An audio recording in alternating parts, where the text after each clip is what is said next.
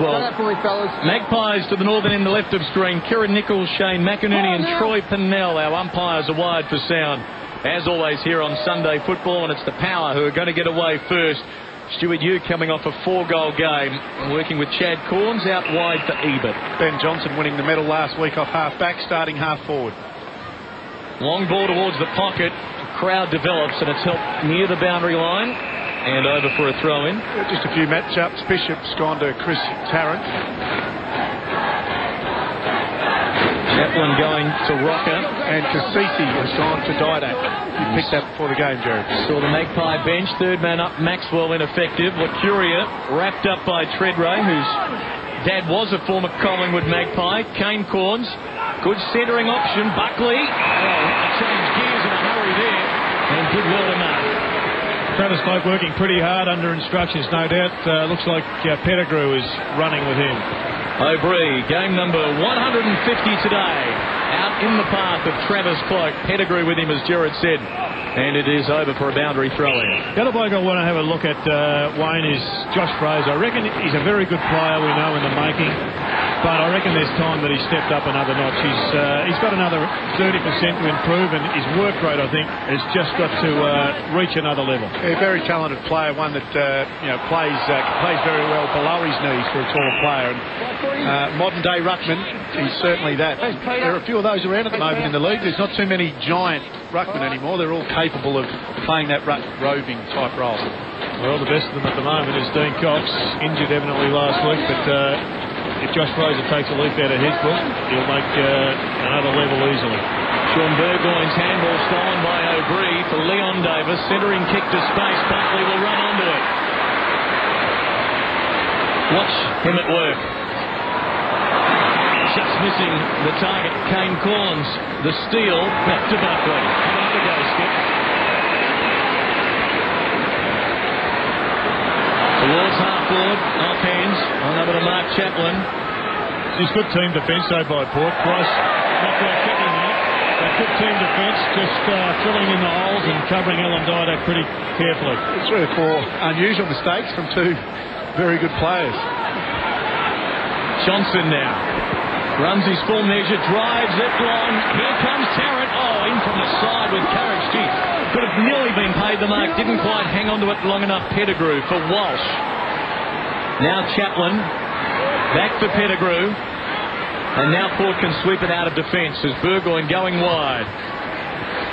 And White is happy to see it over for a boundary throw-in. Just a couple of mistakes early. The players getting over those initial nerves in the first few minutes of the game. But Port Adelaide are pushing numbers back. They're trying to crowd the Collingwood forward line. Maloney with a big job, Clinton, on Nathan Buckley. Maloney's playing against each other for just the 3rd time in their career as Lockyer kicks towards half-forward over the head of Davis and Walsh near the boundary line. Davis goes to ground and was held. Just a bit sloppy there from Walsh. He did grab him and he half-pulled him to the ground. Gave Leon Davis a chance to act as he did and drew the free kick.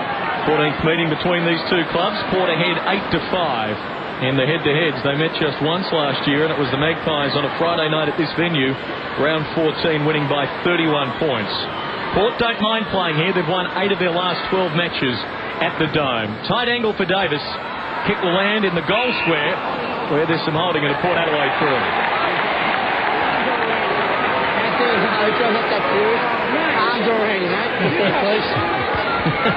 Nice batter between Rocker and umpire Shane McInerney as the kick comes out for Peter Burgoyne. And there's the dangerous Peter Burgoyne being picked up by Paul Lacuria. They will run hard. Clement eyes for the football. Marking on the wing. One of those unsung heroes. There's been a lot of talk about the way Collingwood have gone. It's been because of their defence that they've gone so well. Fast break chance for Port. Goal square unguarded. Motlop, well, what was he trying to do with that? Hoping perhaps to forward the lead down the centre corridor. It didn't look like he was trying to bounce it through for a goal. And Laney gets there in time and releases to Heath Shaw, who had a terrific Anzac Day at the MCG. It's an unusual kick from Motlop. That just wasn't smart play at all. He had to kick a drop punt.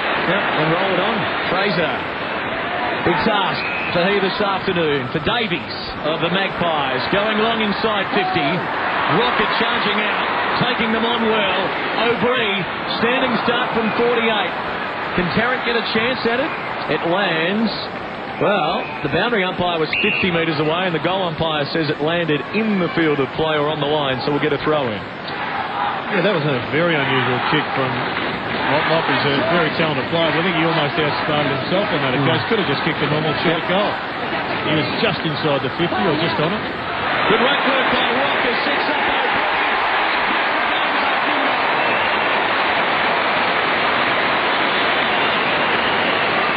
And that's where Anthony Rocker is so dangerous.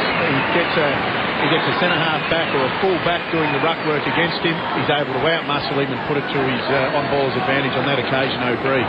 Well, Kane Corns will be disappointed in this. He had him covered, and yet he went at the football, did Shane O'Brien, whereas Kane on that occasion looked like he was more concerned with minding his man. And so Shane O'Brien gets off to another good start, enjoying a great passage of his career.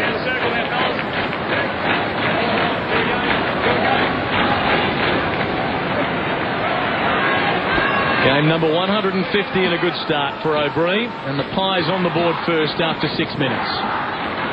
Wade and Fraser both wait for it to come down. Some holding, power free. No, you dragged him down. Burgoyne for Walsh. Going to go short, just chipping it out for Ebert. Good running by Adelaide to get into space. In fact, it's Salopek moving forward on the half-forward line to get it. And he will go deep into the pocket. Cleaning up, going wide.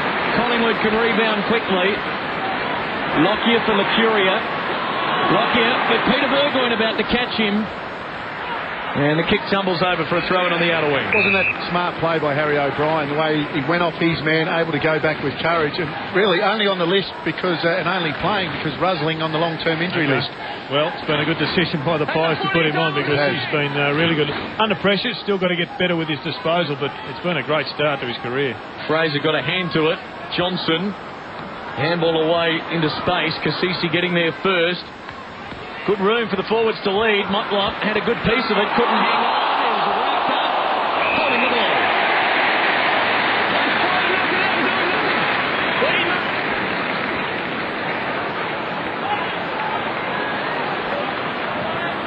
Davis going wide. Now Johnson. Davies closes to 60. Long to the goal square, Rocker in another wrestle. And this time Anthony wins the free. And that was just a case of here you see Anthony Rocker tried to use his strength, tried to push the player off, and as soon as the player didn't budge, you knew he had to be hanging on to something, and it was Anthony Rocker. Free kick. Well, I had a close look at that on the flight of the ball. I could not pick out which bloke had hold of which bloke. And the umpire was closer, but gee, I reckon that was a toss of the coin. Anthony Rocker, career goal number 300. Fox Footy Sunday with you from the Telstra Dome. Here's Jared and Wayne. Well, have a look at this, Clinton. Tell me who's holding who. No, well, look, and I'm not saying this because they both had hold of each other. What happened there was Anthony Rocker, you see here, was trying to push away. Yeah. There was hanging on there. I'm not saying Anthony wasn't hanging on. And look, you'd probably say that first one that was against him. There's always a little bit of niggle. I think that was fair enough.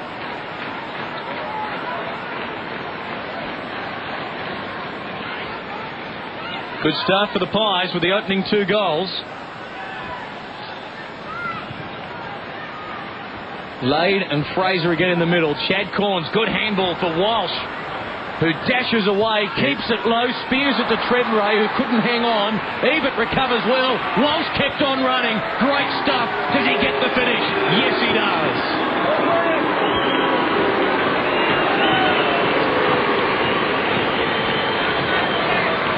That was just good play by Peter Walsh. You see him win the ball out. It was Chad Corns that wins the ball out of the middle with very smart hands. For Peter Walsh, what he does here is what all on-ballers or halfbacks should do, and that's follow up your disposal. If it doesn't hit the target or nobody marks it, at least you're still in the contest. And he did that very well and finished off nicely. And nice cleaning up from Brett Ebert as well. Yes. Very important.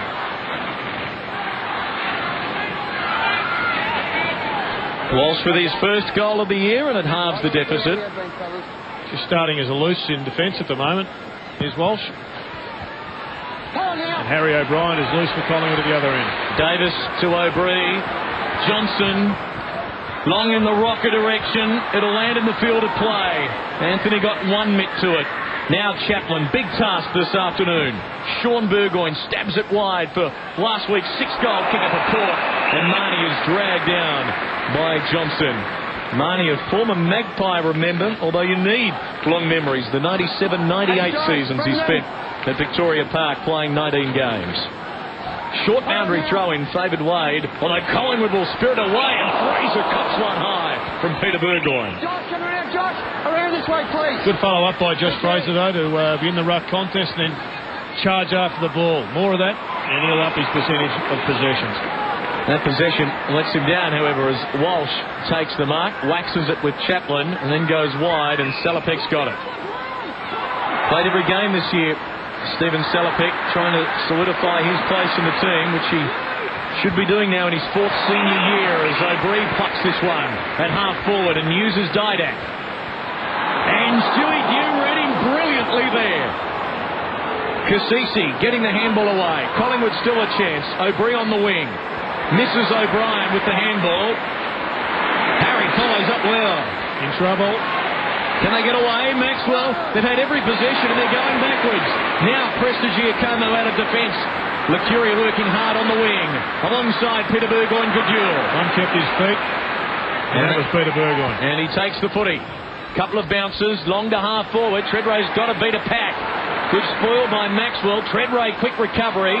Slung out of it by Prestigiacomo. Davis to Clement. Look out, under pressure, Shaw. Wrestle on in the background. Play on the ball. Fraser's got it.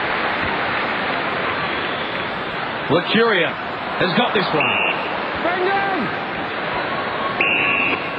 Dew off the... Oh, and Stewie Dew going off the interchange has given away a 50. Symes was coming on, and that will be 50 to the Magpies as Stuart Dew came off the ground.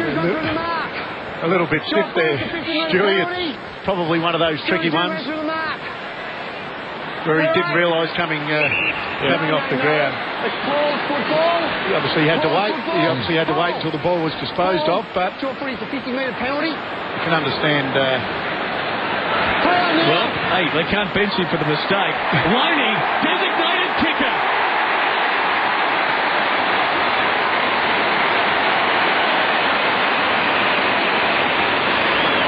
How often has that happened this year? It's happening a lot, so much so that his opponent has to be aware of it. I was just wondering why the umpire didn't play blow time on, because he blew time off and he put his whistle up and it was almost as if there's been that much mucking around, we'll just let it flow. Well, that's fine. But good kick anyway, moving forward. It was a wonderful kick, just got across the line. Good game of footy so far, really.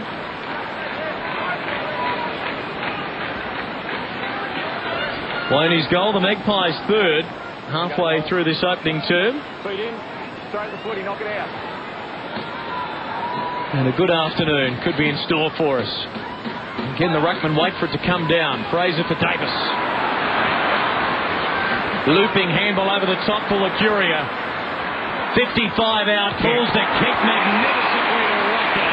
Directly in front, 50 out, well within range. Should go back and have a shot.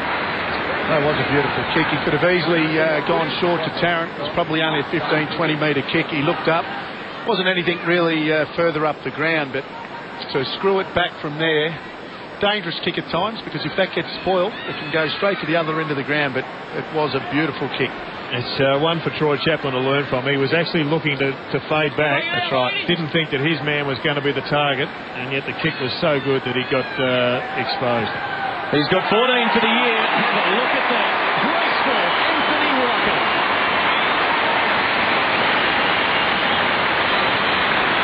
His second today. Only kicked one on Anzac Day, and on Fox Footy Sunday, it's the Pies by 3 goals. One of the most dangerous kicks that you can do, purely because, like you said, players will play off their opponents. They'll try to go back to where they think the ball is going to help out their fellow defenders. What that does is it leaves the middle of the ground and the fat side of the ground open. And if the kicker can put it there to the advantage of the forward, more often than not, it's an uncontested mark. Okay. 4 straight to 1 straight. With Richards now in the ruck for the Magpies. Port will get the clearance on this occasion. Pearce, Loney, Chad Corns. Neat sidestep around Davis. Long bomb in the Treadray direction. Prestigiacomo affects the spoil. Ebert waiting down. Collingwood's Loney in pursuit. Ebert does well. Hits the top of the square. White had his name all over it. Leapt for it. Couldn't hang on. And Collingwood can clear. And it's Swan charging out of defence. O'Brien and now Johnson. Magpies up and about early, and that kick, well, a moment of anxiety for Richards, but had space and marks. Good lead by Nathan Buckley and a really good chase by Sean Burgoyne. Buckley's taken the advantage of being close to the bench by having a rest. Shaw going wide to the outer side. We know Tarrant leads long. The fist was timely. Boundary throw-in. That's where Ben Johnson, you saw Ben Johnson come off half back there, could have gone to the Buckley lead, which was a good lead. We just see Chris Tarrant leading there and a good spoil by Bishop. But Ben Johnson bringing it back into the middle and able to hit the target. That's where he's improved as a footballer. And Dale Thomas on, he's going head-to-head with Stephen Salopek, who just got the footy. Feeds it out for Walsh, who's Port's leading ball winner. 7 touches. The kick inside 50 is the referee. That time, no play on the call. Prestigiacomo really wearing Treadray tightly. Good pick up by Pearce. Swings onto the left. Bends it back for a terrific goal.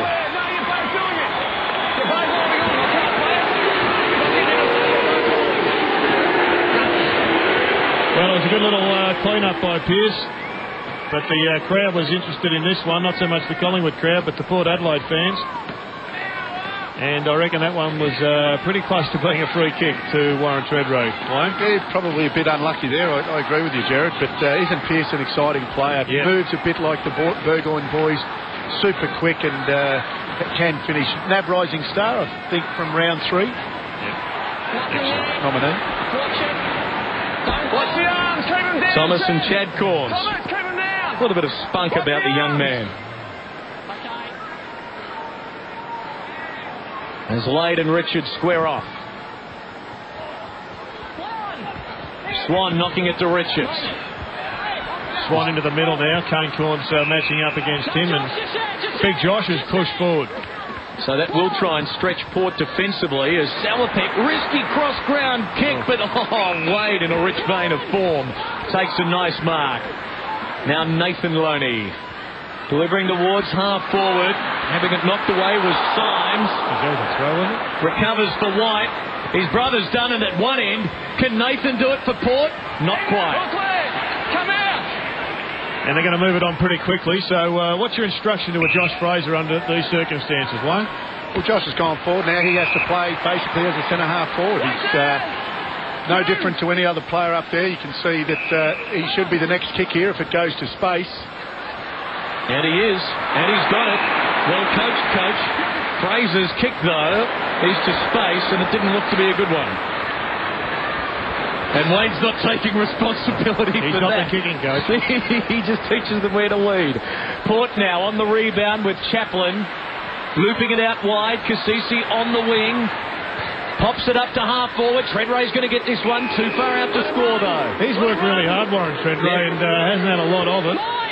He goes short and finds Symes.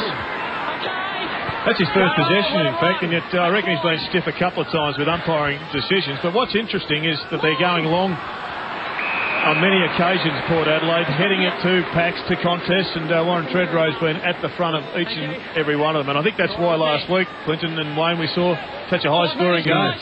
And a defensive breakdown for the Magpies there. It was Richards chasing Dew. And Dew got free, as you see there. The pass was a beauty to him. So now Stuart Dew, coming off the back of a 4-goal game last week, should have no problems from here and puts it through. We've got a 5-point game at the Dome. Dew probably had a slow start to the season. Did get back to form last week, kicking 4 goals, as you said before, Clinton. And he is a guy that he's a bit of a barometer for Port Adelaide. If he stands up and wins a bit of the ball through the centre of the ground and also across half forward, he's so damaging with that left foot, as we all know. Doesn't miss too many. No, it's a brilliant example there of just how most of the long kicks go out to the opposite side and bring it back across their body. Magpies by 5 points. Fabian DeLuca rucking for Port now in his first game, younger brother of Carlton's Adrian. Port might get the clearance here. Salopek. And a good ball out wide between wing and half forward for Damon White. He goes wide, the lead of Treadray again, and well, had the space not been filled by Motlop and Clement, he would have had that one, and it's a boundary throw-in. Salopek off this time, and young Serjan gets a run. He read that pretty well there, Jimmy Clement. He left his man. Yep. Arms over the footy, knock it out! Make that spoil. Third man up, Maxwell, winning it down. This is Pearce, finding an opening where there was seemingly none, and then delivering towards Ebert. Had it knocked away, Marnie recovers well, lays it off for Dew, wanted to use the left, gives it off to Loney, he's a lefty, Porter in front now. They've got 3 in a row. Well, you're right, boys. What Port Adelaide are doing is they're getting the ball into their forwards, they're getting it long and direct, there's a contest, and the other players are getting front and square, and they're basically lining up. It's like a line out. They give it to their better kickers. They have the last couple in Loney and also Dew. Yep. And they haven't let them down. No, it's a great opening quarter of footy, Yeah. and can't see how it's going to crack too much. It's nice to be indoors, Jared, on a day like this where we can see footy like this. Bring your umbrella.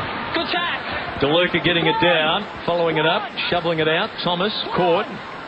Lockyer goes to ground. It's hot. And Porter going to win it out again. And there's some space here for Sean Burgoyne. Elects to go short over the head of Treadray. Clement charging out, overruns it. Motlop steals it again. White is in there. And we'll get a bounce. A little bit Treadray conscious, you reckon, that one way? Yeah, probably. It was it just the kick? If the kick is a little lower, he marks it uncontested on his chest. But he's presenting well, Warren. Got some issues in the middle, though, I reckon, Collingwood. Port Adelaide on top at the clearances. DeLuca, Kane Corns, smothered. Treadray intended for Pearce, gives away a free. Yeah, you're spot on, Jared. It was just the pressure from that centre bounce, that last centre bounce. You saw Collingwood had their hands on the ball 3 or 4 times. It was tackle, and then Port Adelaide getting the clearance. Clearance is running 13-8 the Powers' way as the Magpies get another free kick, 6-2 their way in that statistical category. Another look at it as Richards has the arm chopped by Pettigrew.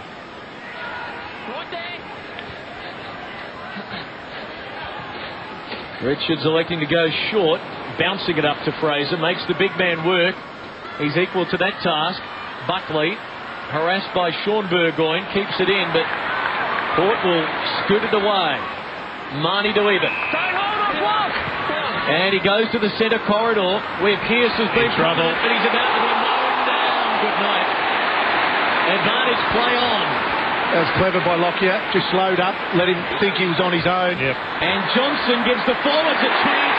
Tarrant with a subtle enough nudge to get away with it and take the mark. And will line up to put Collingwood back in front. And what an example of modern day footy. Turnovers kill you every time. Pearce didn't have any awareness of the tackle. The tackle was excellent, didn't push him into the ground. And Ben Johnson loaded it up for Chris Tarrant. Yeah, for the people at home, what Lockyer did there was he slowed up enough until he actually took the mark, knew he'd play on, and then took off after him. Tarrant 0-4 last week, starts here with a goal. Pies back in front.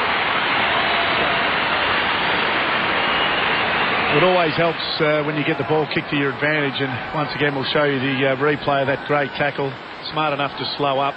But Ben Johnson, once again, coming through that centre of the ground, using the ball well. That's a long kick, but it's to his advantage. It's and over what a the forward back. loves, isn't it? You're one-on-one there. Get it in quickly. And able to get the ball to Chris's advantage, and he doesn't let him down.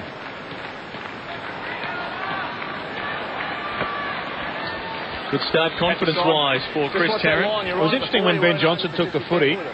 He actually had a quick look to his left to see if he was going to be under pressure, and that's what Pearce will learn to do. Just be more aware when you think you're in space. Just confirm it to yourself. Good palm by Richards into the path of Didak. And the Power will get a free. Come back around. Play on. Peter Burgoyne getting it from Symes, going wide. Motlop dragged down, and he wins the free. Great closing speed, Motlop. He just had to hold him then, James Clement, because Motlop put on the afterburners. Inside of 4 minutes remaining, quarter number one. Motlop's too far out to score here, so he chooses Treadray, and he'd normally take it. Maybe his confidence yet to come back. Good tackle by Thomas. No chance. Now there is, and he's gone. Well, Warren Treadray, like anybody else, is human, and he's just going to have to get used to the pace of the game. He's dropped a couple like that, but we know it won't take long for him to stick. And Johnson is running, delivering to the wing where Tarrant plucks it down beautifully. As Rocker and Fraser at half forward, goes to Anthony. He couldn't mark it. Didak recovers. He likes to take them on. Chips into the pocket. Clever kick.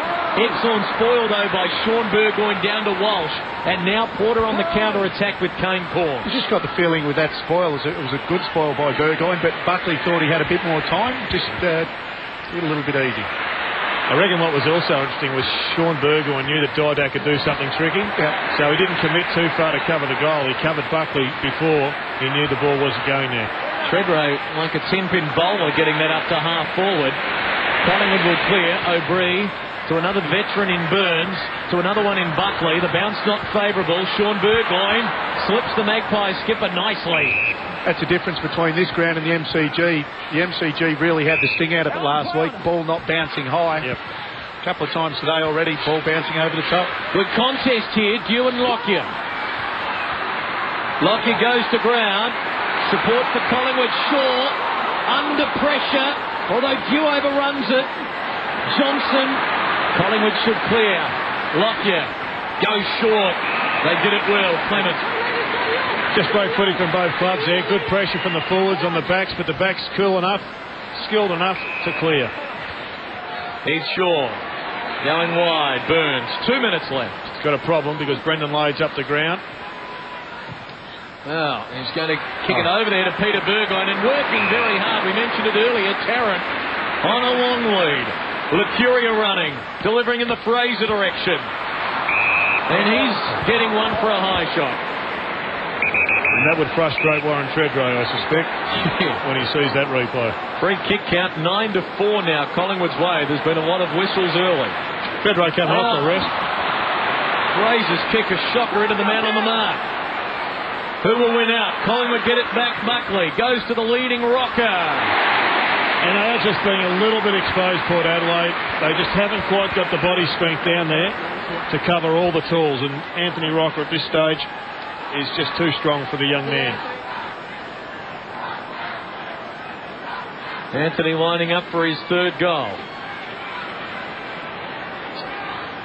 So if this continues, maybe Mark Williams will be considering Chad Corns, who is getting plenty of the footy in the middle of the ground. He's had 6 possessions.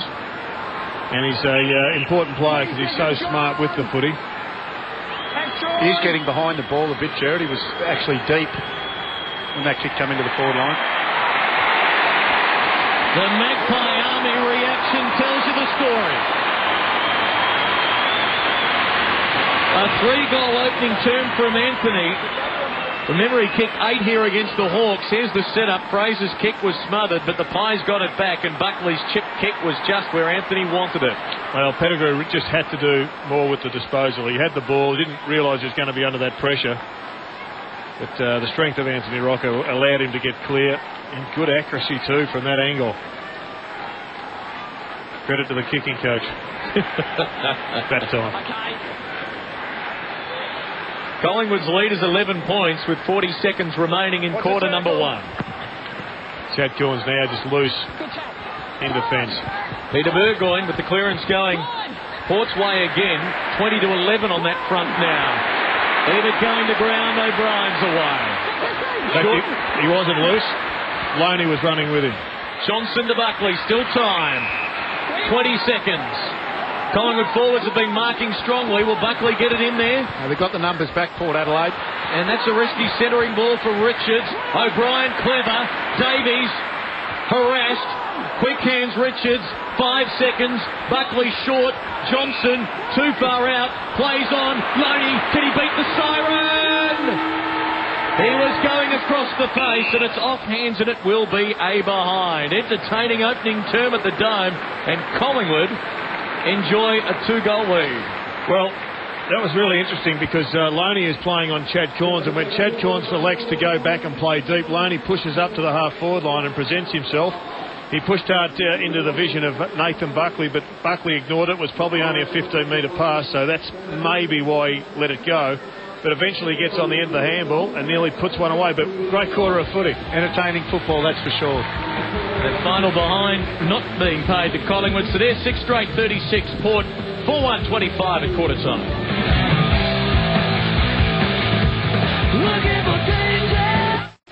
Sometimes the real entertainment starts after the game. Being upbeat or downbeat or You people. sideways beat or All of you. horizontally upside down beat. All of you. It's not going to change one little thing. Join host Matthew Campbell for all the weekend highlights and coaches' media conferences on The Winners. Tonight, 7:30 locals. That's how silly it makes you. Win your mum a great Byron Bay getaway from Harvey Norman this Mother's Day. Spend $500 or more and pay no deposit, no repayments and no interest for 18 months. Hot price on Breville's Juice Fountain with bonus juicy tableware set, now $159. Let mum go cordless, answering machine included for a hot $99. No deposit, no repayments, no interest for 18 months. Plus, there's 100 3-day luxurious Byron and Byron Resort getaways to be won. Make Mum's Day now at Harvey Norman.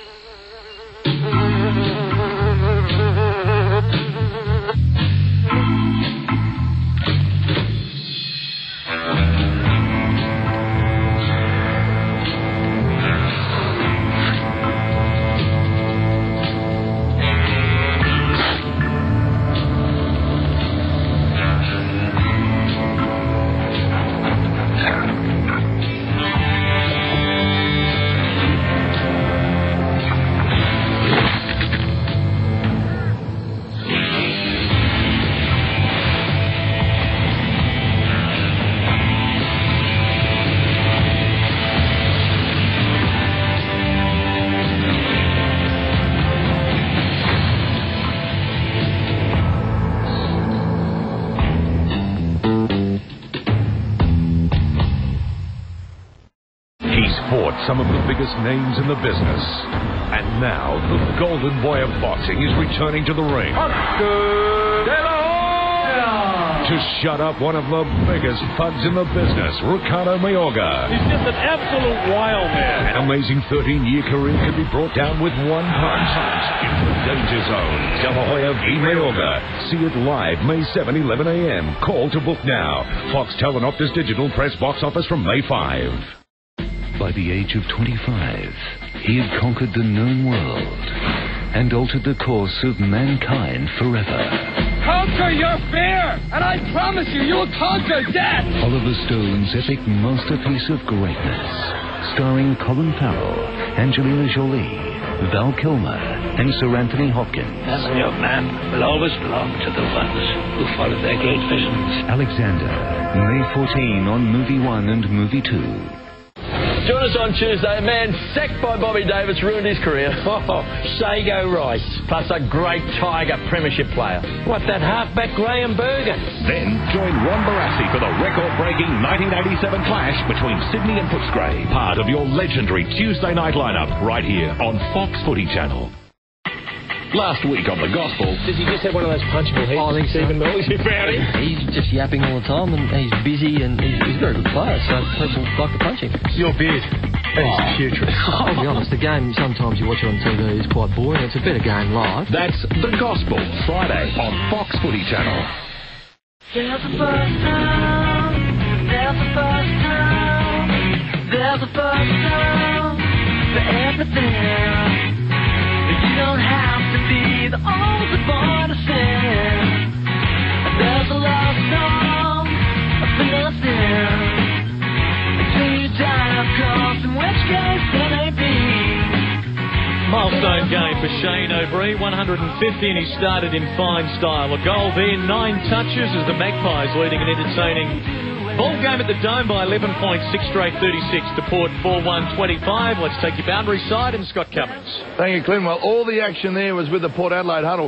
Mark Williams, not a very happy man at all, went straight to the big skipper and gave him a spray for his hands. Not happy the way he's attacking the footy. Well, he's attacking okay. He's not happy with the fact he's not catching it. And then he spent 20 seconds at the back of the huddle eyeing off the umpires. Didn't get a response from them, which made him angrier. Warren Treadray was sent to the back of the huddle there for some kicking at the hands, short range from the runner. Collingwood's huddle was going pretty nicely. Neil Barnes got the forwards all under control, I think, Wayne, so he got nothing to worry about there. And they were very, very systematic and cool and calm and collected. Good on you, Scotty. Thank you. Free kick count running 9-4 against Port Adelaide. So 11 points the margin here. 2 matches being played elsewhere today at Launceston between the Dockers and the Saints, and at the MCG Hawthorn and Essendon. Replays coming up when we're done with you, so if you don't want to know the scores, look away now.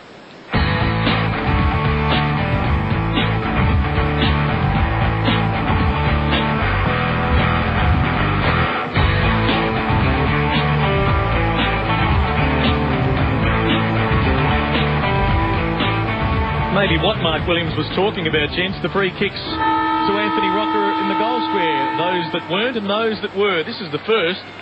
No free kick on that occasion, and the second one was indeed, in fact, it was against Rocker. Well, you could see there why Rocker was upset, because his arm was held, but for the life of me, Wayne, I reckon everyone's had a bit of each other's jumper on that one, but Tats Lotto, a victory there for Anthony. Yeah, fair enough, probably one each there. Collingwood 6 straight, Port 4 goals 1. Second term about to get underway. Not a bad crowd, around the 30,000 mark at the Dome on this Sunday afternoon. Chaplin alongside of Rocker. And Buckley starting forward on Sean Burgoyne. Big Anthony out from the goal square. Tarrant in the square. Wayne? Yeah, that's the beauty of the Collingwood forward line. They've actually got all their players up and going. They're able to rotate through there. And looks fairly handy with Nathan Buckley up on a half-forward flank, doesn't it? Just 4 forwards, which allows some spares up the ground. So a couple of the smallest are playing deeper in the ground. And in contrast, it's 5-on-5 within 10 metres of Port's goal square as Johnson of Collingwood, ineffective handball, opens the door for Salopek and Peter Burgoyne and Loney. What a start to the second quarter this would be. Can he drop it in? Great defensive work by Maxwell on the goal line. That was fantastic, and Collingwood cleared a lock here on half-back. Now, it may well have been brilliant, Clifton, because he looked like he punched it directly to Jimmy Clement. It wasn't just a spoil, but it was an attacking spoil. So the play on now. Shaw switching to Clement. Didak shut out of it in the opening term, just 1 kick. It looks like the only real tag going on in this game, real tight tag, and that's Cassisi on Didak. And Cassisi, renowned as a good stopper, third in the best and fairest at Port last year. James Clement wide, he'll probably end up with it. Nice way to build up the numbers here, James Clement, early in the second quarter. Might go back to Shaw. In fact, he goes longer to the wing for Fraser. Josh Fraser has got such an advantage on Brendan Lade, he can exploit it even further just by running faster and harder. Anthony almost ends up in the front row, greeting the Magpie fans who've got a smile on their face. Let's have a look at this spoil. Under pressure, and you can see there's a jumper being held. And on the end of that, it's hard to say whether or not he meant it, but gee, it looked great. Fraser got a hand to it. O'Brien brought down. Good work, Kane Corns. Strips it away nicely, gains 35 metres, will be hoping for the boundary line, and affects the throw-in. Peter Walsh is a guy that has won a bit of the ball for Port Adelaide off that half-back flank. He was loose for a period of time, picking up young Dale Thomas. Looks like the other hard tag, Wayne, is Kane Corns. He is running side by side with Shane O'Brien. O'Brien's had 9 possessions, and I think if it wasn't tight, it is now. There they are. And 5 of those being handball received, so there you go. The lockdown has begun. Lade wins that wrestle for Peter Burgoyne, for Stewie Dew, finds an opening, winds up the left boot, bombs it long. White, can he keep it in? Maxwell closing fast. White does well. Oh, they'd suck it out of bounds on the full by Motlop. Hold on. Get the mark here, 5 metres from the line. That's the mark there. Stay there. That's the mark. Clement, limited by his choices here, boldly takes on Motlop. Oh, and look at that, lurking in the shadows. Lockyer on the outer side, and he's got room to run. Clever play by Clement. He knew he couldn't kick the distance. He had to play on to get around Motlop to get it to him. And I think his man is Stewie Jew, who was actually covering the other side of the ground. You can see Jew on screen receiving this handball from Kane Corns, delivering to centre half forward. Nice weighted pass for Ebert. Plays on, back to Dew, open forward line, goal square unguarded, gives it a ride, can he bounce it home? No, he cannot. He's a bit stiff, he worked hard for that Stuart Dew, but just goes to show that if Lockyer's kick had been better, then Dew doesn't get back into the game. Loney of the Collingwood variety, that's Ryan. Didn't need to have that bounce after 2 steps, took it anyway. Now kicks to the wing, Curia marks with a metre to spare. No one near him, so he has an early bounce, trots away, goes short. Johnson getting plenty of the footy, kicking long, Tarrant in front, Bishop the spoil, effective. Port have got numbers back now. Walsh defensive goal square. Chad Corns goes for Dew. Can chip it up, attacking side of the wing. Good ball for White. Let's to go back to the centre corridor. That's okay. Peter Burgoyne's got it. See this game opening up. Oh, it has, hasn't it? Now Pearce. Will he use Ebert or Loney? Goes to Loney. Well, they're all waiting for someone else to do something there, Port. Salopek takes it himself. Deft little chip kick, sits off for Ebert. Knocked away O'Brien. White takes it. Back for Peter Burgoyne. They can't penetrate the 50. They might not have to. Can Loney bomb it in from here? Probably too far out. But become a Collingwood favourite, Harry O'Brien, hasn't he? Oh, and with great reason. He has a sixth sense to know when to go. Yep. Leaves his opponent, helps out his teammates. Josh Marnie leading forward, marking, lining up for his 3rd kick, and perhaps his first goal of the game. You can just see this game opening right up. Players are finding space. Port Adelaide then coming off their half back line were able to pinpoint targets with not a Collingwood player within sight. The only time it started to tighten up was when they tried to penetrate that 50, but on this occasion Marnie got that 2 metre break, and it was a good delivery of the football to him. You can hear the umpire counting the seconds in the background as the ball is through for a behind. How has that new rule been going, the 30-second rule? Well, I wouldn't have thought it has had much impact at the moment. I'd have thought almost a waste of time. Players are missing a lot of easy goals, though, in front of goals, so whether it's a subconscious thought in their mind trying to rush it, there's been a lot of misses. Have you seen anybody called to be played on yet in front of goal? No, I haven't, but subconsciously the players may be rushing in their mind, and it's round 5. Hence missing a few easy goals. A lot of newspaper ink expended on the discussion of it as Johnson marks and handballs to the running Lacuria, and he goes deep to full forward, and Rocker and Fraser. Well, Magpie fans thought he was dragged down. Port do well to concede a behind. Let's head in boundary side with Scott Cummings. Stewie Dew's come off with a knock to the right calf. He's getting it strapped at the moment. They whack some magic cream on it, and he won't be out for too long. Apparently Josh didn't want the top of his head. Scalped. Margin 10 points. Oh, Idak with the smother, but it bounces back to Cassisi, who's eager to clear a little longer this time, where there's a free kick going Port Adelaide's way. O'Brien getting frustrated by Kane Corns' attention. Oh, and a fumble by Pettigrew. Will it be costly? It might be. Salopek gone. Let him get it. Fraser with the tackle. And now he pumps it out to the leading rocker.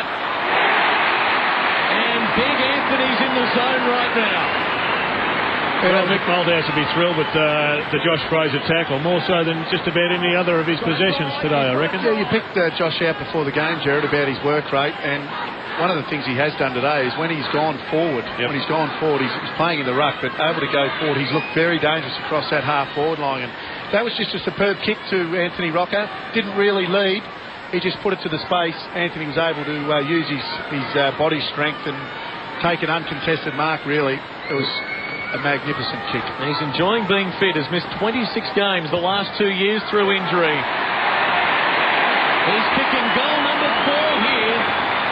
Collingwood by 16 points. It just goes to show you how well the Collingwood players are using the ball coming into their forward 50. Been a case of it's 17 each inside 50s, so it really is the use of the ball that is the difference. Yeah, inside 50s, 17 apiece. So Collingwood forward line just getting on the giving a greater return for their opportunities at the moment. Okay.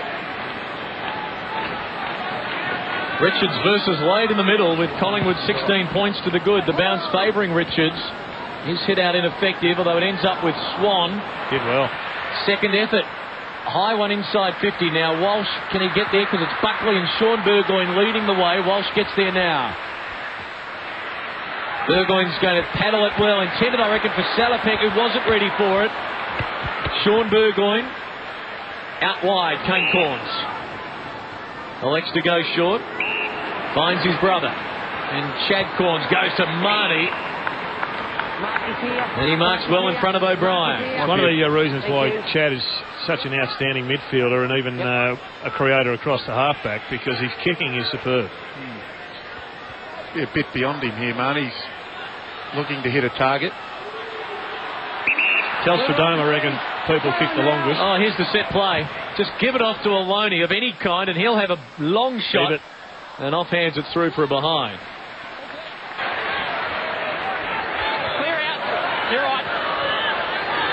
Port with 3 behinds.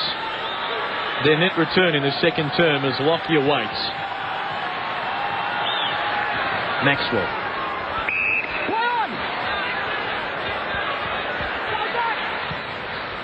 Goes in the direction of Cloak and the skipper. Sean Burgoyne will beat them both, will he? Hovering over it. Was he pushed? No. Play on. Ball held in, a bounce. Here it is here. Sean Burgoyne. Well played by both. Well played by both players. He's a clever player, Sean.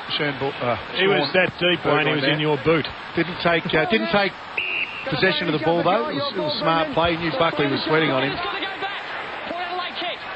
Wade will be the recipient from Shane McInerney's whistle. Buckley comes off for a rest. Salopek to the centre corridor, effective. He ran Nathan Buckley plays on someone that can match his athleticism, even given his age. But Sean Burgoyne has got that ability. He has. Good kick from Bishop to White. Back 2 metres, please. Next, back. That's it.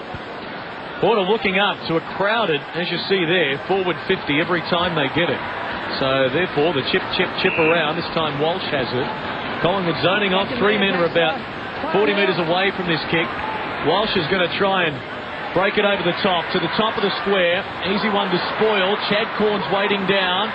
Motlop dangerous. Magpies should concede a behind. Treadray's done this well. Affects the bounce. Well, given that that's their problem, is it worth, would you think, Lane, throwing Treadray into the ruck and put big Brendan Lade down there just as a big body? You don't get a Rolls Royce doesn't plough a field, so you don't put Treadray with a ruck. And Treadray rushes it through and inside into what Dennis Pagan's going to be like as a commentator post-coaching day. Sitting with you, like good call. Pies by 15 points. Collingwood will try again to concede a behind. Port want to keep it in. Clemens says, no, you don't. Now, will they break it quickly? They will. And that was smart. Because Port have got to dash back to get into the zone, and Shaw's got it. Lockyer. Right there. Burns, Loney, switches on, O'Brien. Loney runs.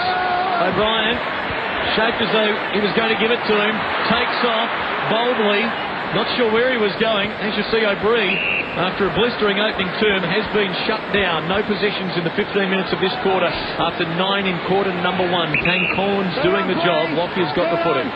Brendan Lade's had 4 possessions, Wayne. He's had 8 hit-outs, but he's had 4 possessions. Stuart Dew back on the field now, looking okay. Davies to the wing for Burns. Collingwood forward line, by contrast, is open, and Didac will run onto it.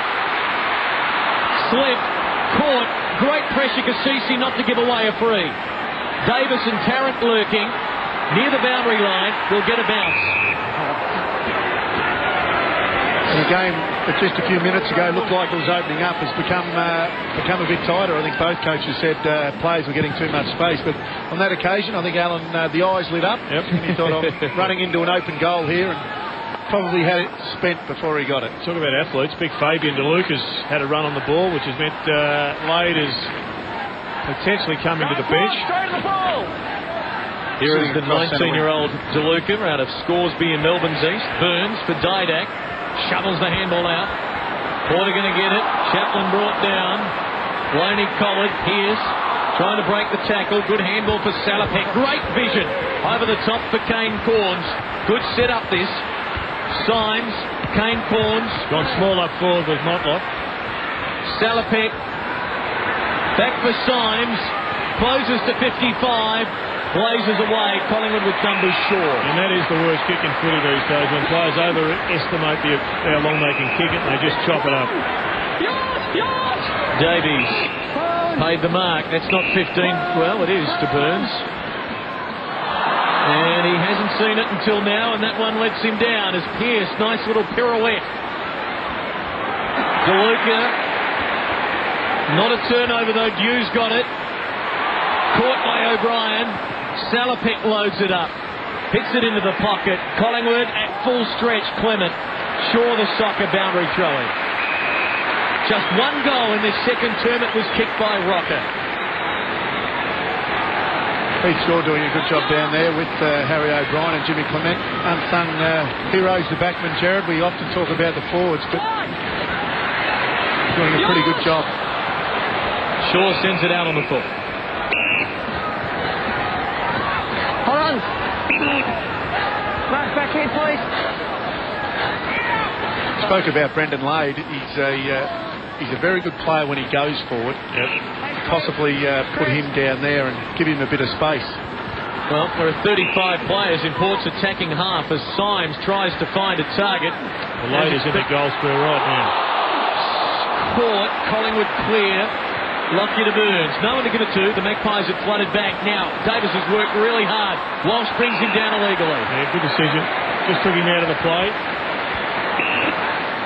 It looks like they are resting Brendan Lade. There's the free kick. Up forward, which has pushed their skipper out to centre half. 14 points, the Magpie lead. Good kick for Rocker. Anthony with 4 goals already. He won't add to it here, despite the urgings of the Magpie crowd to load it up. Chips it in the direction of Didac. Cassisi the spoil. Thomas, good read. Wrestle on in the background. Cassisi and Didac, no surprise. Dew from the side, couldn't mark, recovers. Kane Corns. Out wide, well-weighted ball, Surgeon. Up to the wing, Maxwell did well against White. Goes for O'Brien. Lockyer standing underneath it, has got it. Well, they're just sneaking away now. If this one goes through, they've got a commanding lead. Their skipper is down on confidence.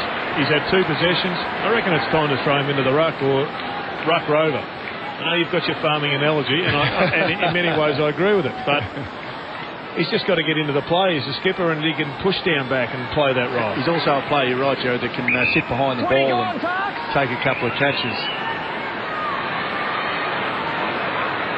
This for a 20-point lead. Thanks, Joey. Out to the right, and off hands are behind. All clear. Take it out, fellas. Well, Chad Corns has had a rest, so he'll end up doing that role, just dropping back and helping the defenders out. Just come back on the ground. Back on the ground. Bishop to bring it back into play. Port huddle and then split. And they'll get an easy one in the back pocket, marking it as signs.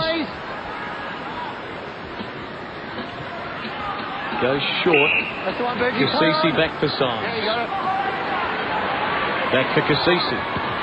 Cleared the danger zone well. This is Chaplin. And now Treaders has his hands on the footy.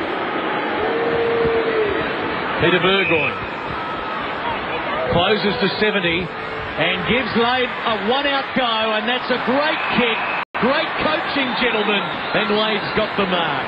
He was just so dangerous in that role, and he wasn't doing too much on the ball. As you said, Jared only had the 4 or 5 possessions. But very, very dangerous player when he goes forward, especially deep forward. Probably doesn't move well enough to play across the half-forward line. And one thing you know, he gets a couple of opportunities deep. He is a nice kicker goal for a big man. Played in Port's first ever AFL game back in the opening round of 97 against the Magpies. And kicks the goal here, and all of a sudden it's back to a 9-point game. Well, the big man has always been a good shot at goal. Very comfortable up forward.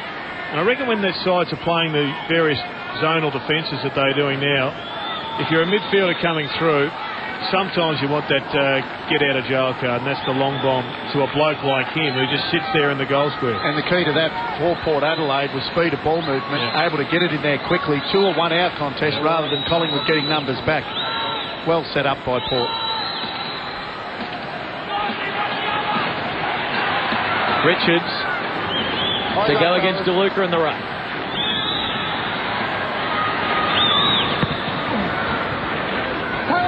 Richards getting it down for Swan now. Davis breaking away. Nice tap from Richards. Down saluting Cloak. And then he puts the pressure on Chad Corns, who gets it from Cassisi and goes back ineffectively. Now Port can clear. Signs going for Bishop. It looks like Chad Corns has gone down back to help out the defence. He's gone on to Travis Cloak. Surgeon at full stride. Kicking long. Can Treadray get to this one? No. Boundary throw in on the 50. Let's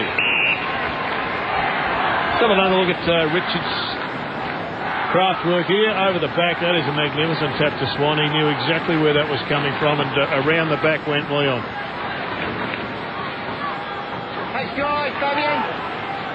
Richards and DeLuca will work again here. Lade as well, so 2 to watch out for Richards.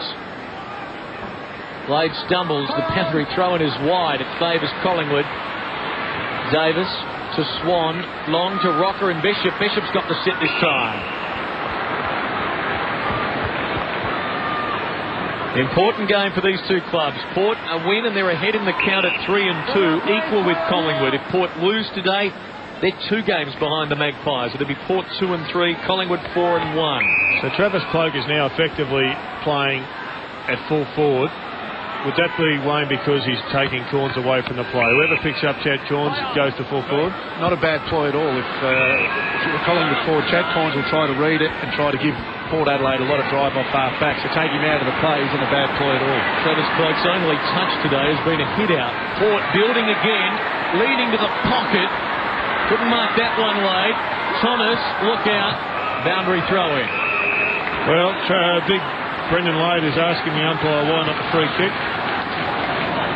He was running straight at us. It was difficult to tell from this angle. Boundary thrown again is short. Ruckman up, reading that all that well. Thomas. Johnson wrapped up. Collingwood defence under some pressure here. A creative kick clears the danger zone and a big leap by Chad Corns.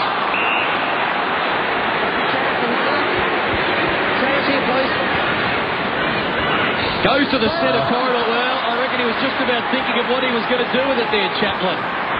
Lays it off for Walsh. Chad Corns, he's the last man in line. All 36 are in Port's attacking half with this flood on. Bishop. Chaplin actually had kicked the goal. So he was thinking, how do I celebrate?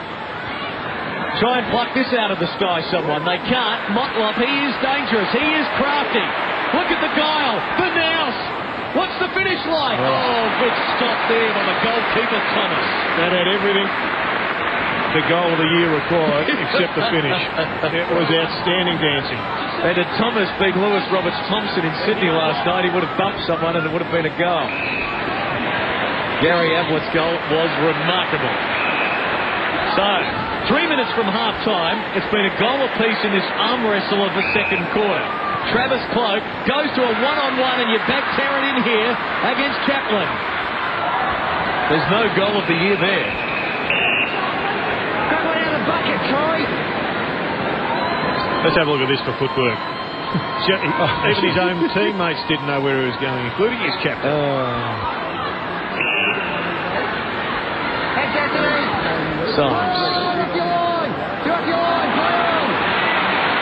Still not sure what to do, the third gamer. Walsh.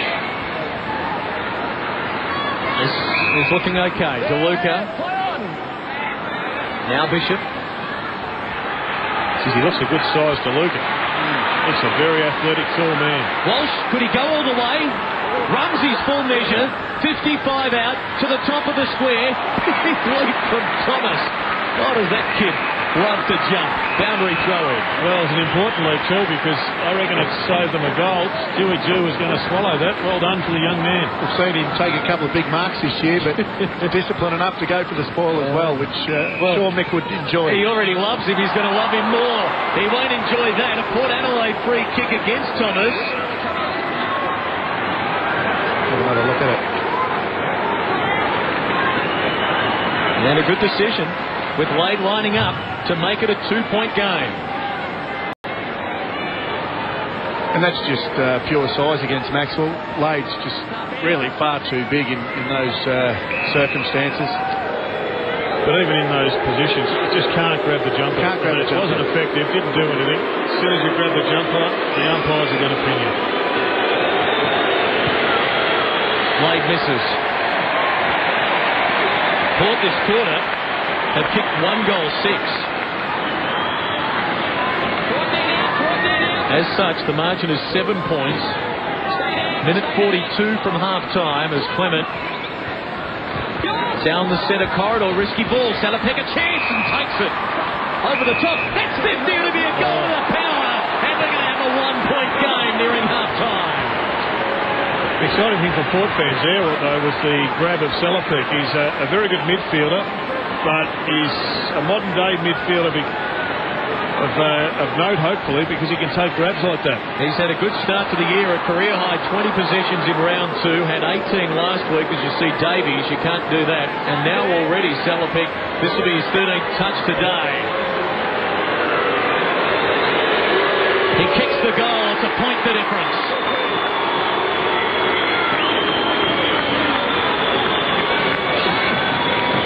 He was a high first-round draft pick, Salopek. I'll get the number exactly. I think it was 8 a number of years ago. But he's been cut down with injury. In fact, he was 16th Clinton. And they've known they've had a good player. A lot of clubs have tried to pick him and trade for him. But they've stuck with him, and I reckon he's on the verge of repaying them in bucket loads. If his work rate continues to improve, runs a kilometre for every possession, he's going to be a player. They have played out some thrillers, these two clubs, and it looks like we might be in store for another one. 7 of the 13 decided by less than 3 goals. Wouldn't Port love another one to get their nose in front at half-time? 10 minutes ago we were talking about Collingwood in a potential 20-point lead. Thomas to the wing, Sean Burgoyne strong. That was a brilliant use of the body. Peter Burgoyne going to midfield. It sits up though. Contest. Chaplin with desperation. Knocked it in the path of Surgeon. Walsh now going very wide, even on the lead, has got it. Final minute of the first half. Has Dew in the goal square. Chips it up. Treadway going back. Couldn't get it. Off the ground. No. Free kick. He was tricked. And Port Adelaide are going to be in front. Port Adelaide are going to take the lead in the final minute of the half. Well, Warren Treadway hasn't had a huge impact, but geez, that last 10 seconds, he just worked. He was desperate to have an involvement in this quarter. And he finally got one. Let's see where it was. A trip was paid. Oh, tell you what, I think he might have tripped himself. You hear the home crowd reaction as Treadray puts Port back in front.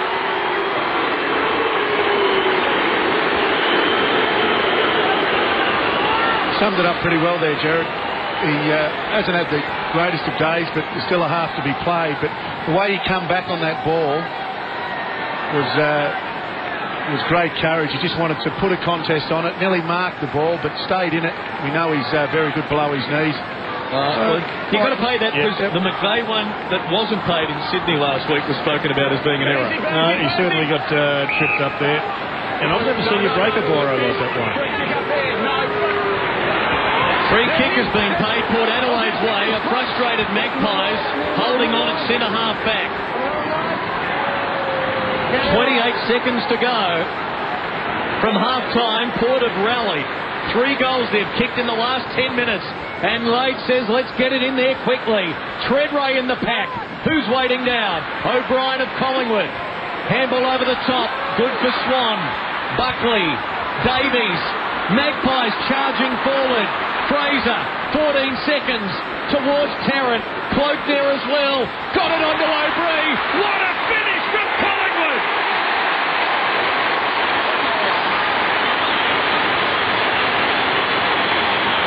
Clock stopped with a second to go. O'Brien gets his second. That's one of the best transfers you'll see. Here's how it started. Collingwood giving away the free kick. Top of the screen there you see Burns getting involved. And then at the other end, the Pies were off to the races. Well, everybody told Brendan Lade just kick it long. They lined up, and the turnover was electrifying. Josh Fraser, pretty good kick into some space. We know what happened. Siren will sound on the bounce. O'Brien with 2, and Collingwood will be in front on the half-time siren.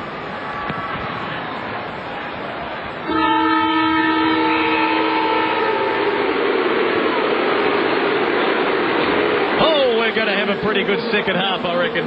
Magpies by a point.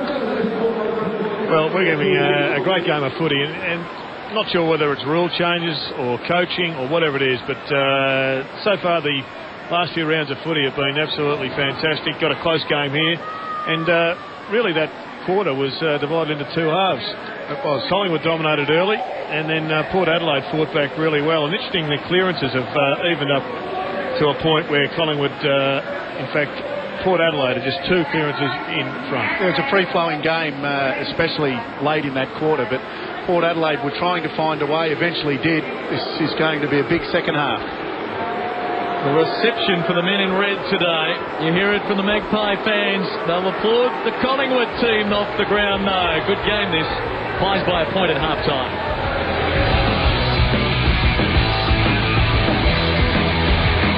Monday on Fox Footy. It's a game of keepings off. I'm scared to kick to a contest. Have your say at 7:30 as Clinton Grivers hosts White Line Fever. Then his Demons have won 2 in a row after knocking over the Kangaroos, and Coach Neil Danaher is on the couch live. 7:30 White Line Fever, 8:30 on the couch, live and exclusive Monday. Win your mum a great Byron Bay getaway from Harvey Norman this Mother's Day. Spend $500 or more and pay no deposit, no repayments and no interest for 18 months. Hot steam clean package, Kenwood steam gun and steam mop, just $98. Mum gets a bonus skin with her new iPod Nano, $297. No deposit, no repayments, no interest for 18 months. Plus there's 100 3-day luxurious Byron at Byron Resort getaways to be won. Make Mum's Day now at Harvey Norman. Harvey Norman, go!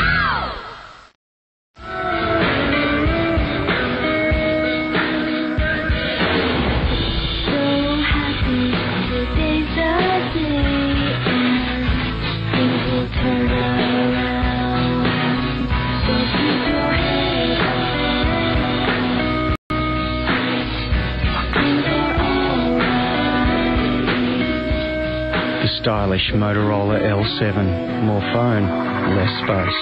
Hello, Moto. Bradshaw has done it.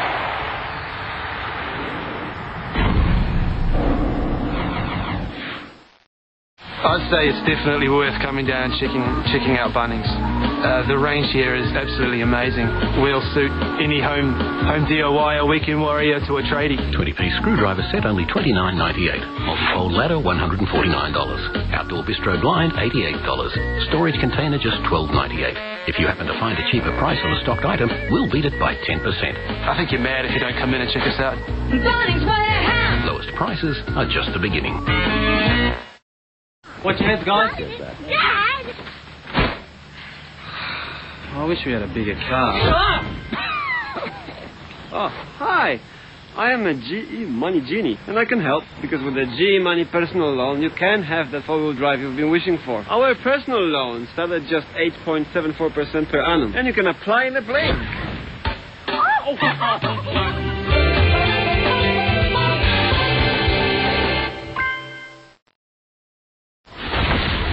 Okay. Lightning doesn't strike twice. This is not a war. This is an extermination.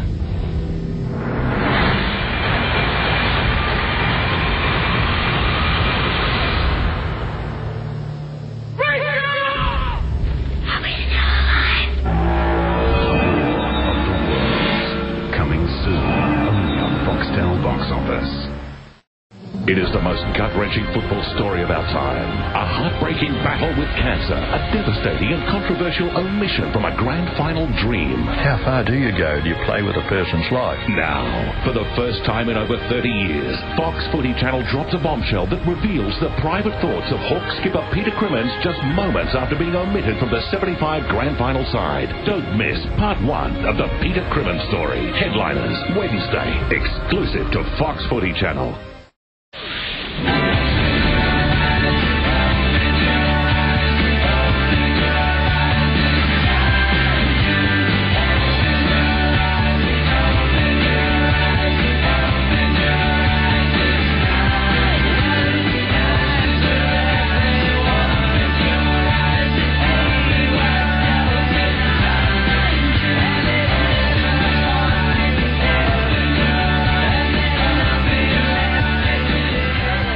Bit of emotions today. The Telstra Dome under the roof. Important game. It's a 1-point game at half-time. Collingwood 8-2-50. There, straight shooting, giving them the lead over Port 7-7-49. Anthony Rocker with 4 goals to half-time. O'Brien with a couple. All single goal kickers for Port Adelaide, who have been inside 50 29 times to the Magpie 23. Kicked 3 goals in a row there late in the second term. But O'Brien's goal giving Collingwood the edge at half-time. Clinton, Wayne and Gerard with you. And gentlemen, I defy you to try and pick a winner here. It's pretty difficult, Clinton. It looked as if Collingwood were going to run away with the game, but it was Port Adelaide's pressure in that second quarter that eventually got them back in the game. Brendan Lade going forward, Gerard, was pretty important. He gave them a target. I thought their work rate after about the 10-minute mark of the second quarter increased incredibly. Port Adelaide, and they started driving the ball forward. Didn't have a target. Brendan Lade provided that. But it's such a hard-running game these days. I guess we're going to have, throughout every game, phases where particular sides are in control. And I guess recognising those times is going to be the art of coaching. And I think Mark Williams did well to drag his club back into the game. It was really a case of Collingwood getting numbers back. Port Adelaide didn't have an avenue to goal. When Lade went forward, they were able to start to pick a few correct options and manufacture a few goals, like you said. All single goal kickers, not a dominant forward on the ground for Port Adelaide. Warren Treadray come into the game probably later in that second quarter. I'd expect that he would have a pretty big say in this second half. If he's a guy that can stand up, Port Adelaide will be on the way to winning. Well, they pushed him out to centre-half forward, and that's when he was able to run up to the wings and start to get some ball, I guess, out by himself. And it's amazing if you get 2 or 3 possessions, all of a sudden your confidence lose. So do you change the forward structure then for Port Adelaide if you're Mark Williams?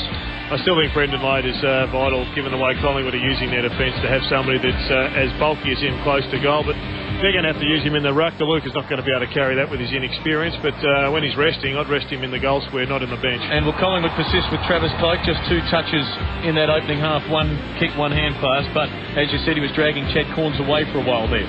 Yeah, look, I think Travis across centre-half forward, as long as he continually competes Look, I thought Josh Fraser, when he went forward, he basically played in the ruck and then went forward. And when he was across that half-forward line, I thought he looked more dangerous doing that. So that's the ability that they've got at the moment. They've got a few tools that they can rotate through that area.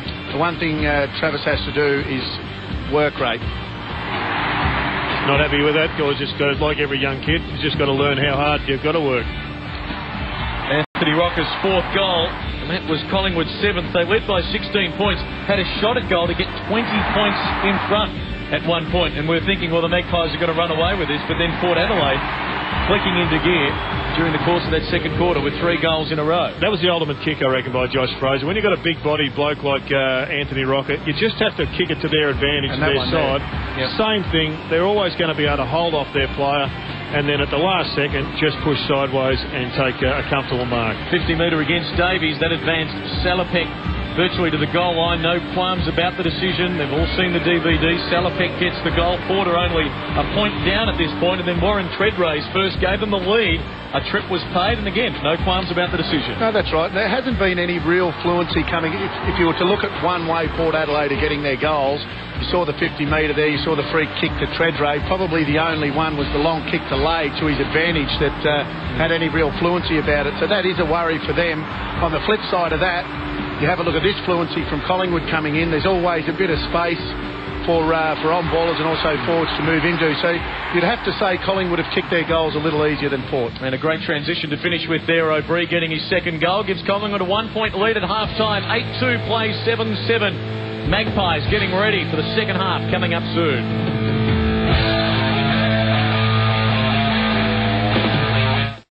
Sometimes the real entertainment starts after the game. Being upbeat or downbeat or you people, sideways beat or all of you. Horizontally upside down beat, all of you. It's not going to change one little thing. Join host Matthew Campbell for all the weekend highlights and coaches' media conferences on The Winners. Tonight, 7:30 local. That's how silly it makes you. Win your mum a great Byron Bay getaway from Harvey Norman this Mother's Day. Spend $500 or more and pay no deposit, no repayments and no interest for 18 months. Price smash. Sunbeam wet and dry hair straightener, only $38 after cashback. Hot price on Motorola's V3 Razor camera phone, $10 in prepaid calls, $299. No deposit, no repayments, no interest for 18 months. Plus there's 100 3-day luxurious Byron and Byron Resort getaways to be won. Make Mum's Day now at Harvey Norman. Go, Harvey Norman, go! Watch your heads, guys. Dad! I wish we had a bigger car. Oh, hi. I am a GE Money Genie, and I can help, because with the GE Money personal loan, you can have the four-wheel drive you've been wishing for. Our personal loans start at just 8.74% per annum, and you can apply in a blink.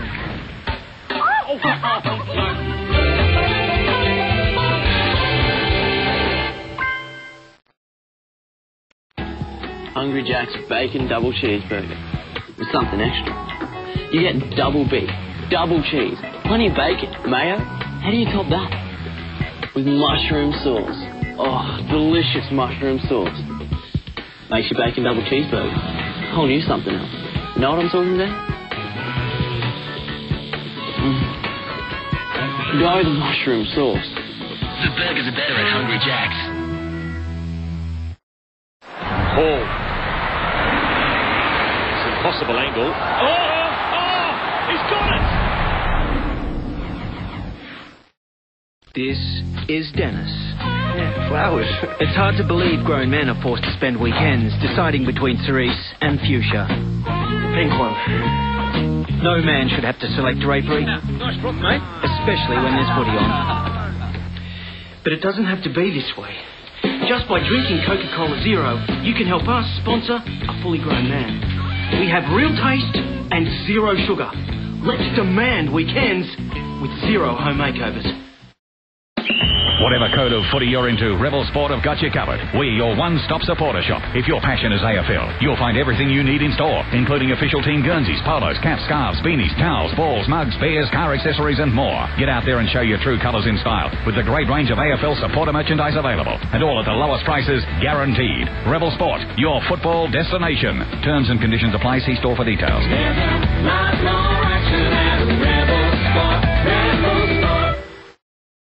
In 2000, 2006. White Line Fever's all-new lineup delivers the biggest names in the game. Monday, the Ox and Spider return. Tuesday, Rocket Eve joins Tony Shaw. Wednesday, Terry Wallace alongside footy rider Caroline Wilson. Thursday, three-time premiership coach David Parkin.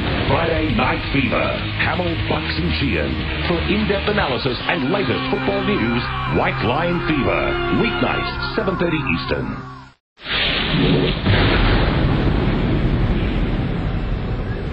Collingwood leading by a point, 8-2 to 7-7 at half-time. Time for our Toyota Talking Tactics, which we do at half-time every Sunday afternoon. Jared, you wrote a couple of years ago about the Magpies' #1 draft pick from 1999 in Josh Fraser. 24 years ago, 24 years of age. You said 2 years ago that it wasn't working hard enough. What's your feeling right now? Well, in fact, a couple of years ago, Clinton, the Collingwood faithful were getting a little bit agitated and calling for him to lift his work rate at that stage. And, in fact, I was defending him, saying he's going to take time. He really just needs extra time in the game and he will blossom. But I watched him closely last week again on the Anzac Day, and his good stuff is good, but he does that monster shuffle we spoke about last year. Just not working hard enough in between possessions.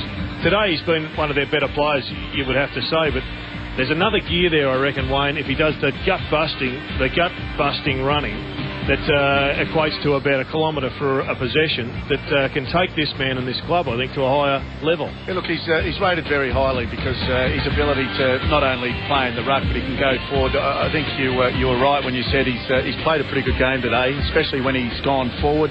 He knows when to lead. He obviously played a lot of his junior football across that half-forward line, but terrific skills. His ability below his knees. He has got great skills, but look, work harder. I think, I think Josh, also Travis Cloak is another one that could definitely work harder. It's actually an interesting stat, but I reckon that the GPS systems now are showing that for every possession a forward gets, and perhaps for a midfielder, you've got to run about 0.8 to a kilometre. So you put it in those terms, it's hard work to get a 20 possession game going. 20 kilometres, 20 possessions. It's a long way to run to get the ball, but unfortunately that's the job. That's the job. Easier up here, isn't it? Half time, Collingwood 8-2, 50, Port 7-7, 49, second half. Coming up next, can the Power get the victory? Stay with us and find out.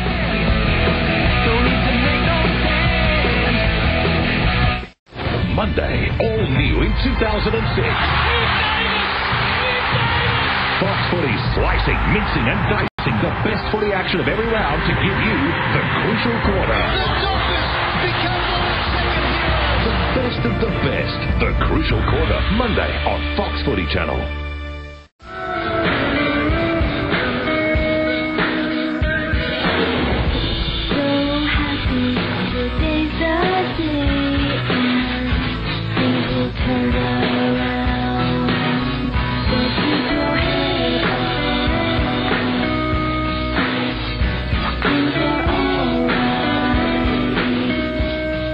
Stylish Motorola L7. More phone, less space. Hello, Moto. Hey, Dazza. Jan wants me to get some sort of insurance for the family. Think it's worth it? Nah, it's too risky. But I've got a mate doing a development down south. It's a bit of a swamp now, but with global warming, it'll dry out in no time. Ka-ching! Don't ask Dazza. Ask a real financial planner. Only they can help you with all your financial planning needs. Contact the FPA for an advice pack or a planner near you. The questions asked when I'm generally at the service desk. The most common I would say is, have you seen my husband? I've lost him in the store somewhere. Portable power garden stake only $29.80. GMC petrol blower $99. Bosch 14.4 volt cordless drill $147. Dulux 101 advanced paint $59.90. CSR Gyprock plasterboard just $12.90. That's probably the most common. Bunnings Warehouse. Lowest prices are just the beginning. Ordinary toothbrushes can't stand up to it. New Oral-B Triumph. Triumph is the first brush with an onboard computer to help you brush better, and a floss action brush head to power clean deep between teeth. That means dramatically cleaner teeth and healthier gums. Get a smile you can feel triumphant about. New Triumph from Oral-B. The power toothbrush more dentists use. Hungry Jack's bacon double cheeseburger with something extra. You get double beef, double cheese, plenty of bacon, mayo. How do you top that? With mushroom sauce. Oh, delicious mushroom sauce. Makes your bacon double cheeseburger a whole new something else. Know what I'm talking about? Go the mushroom sauce. The burgers are better at Hungry Jack's. Join us on Tuesday. A man sacked by Bobby Davis ruined his career. Sago Rice, plus a great Tiger premiership player. What, that halfback Graham Berger? Then join Ron Barassi for the record-breaking 1987 clash between Sydney and Footscray. Part of your legendary Tuesday night lineup right here on Fox Footy Channel. Last week on The Gospel... Does he just have one of those punchable heads? I think Stephen Mills found him. He's just yapping all the time, and he's busy, and he's a very good player, so people like to punch him. Your beard. That is putrid. I'll be honest, the game, sometimes you watch it on TV, is quite boring. It's a better game live. That's The Gospel, Friday on Fox Footy Channel.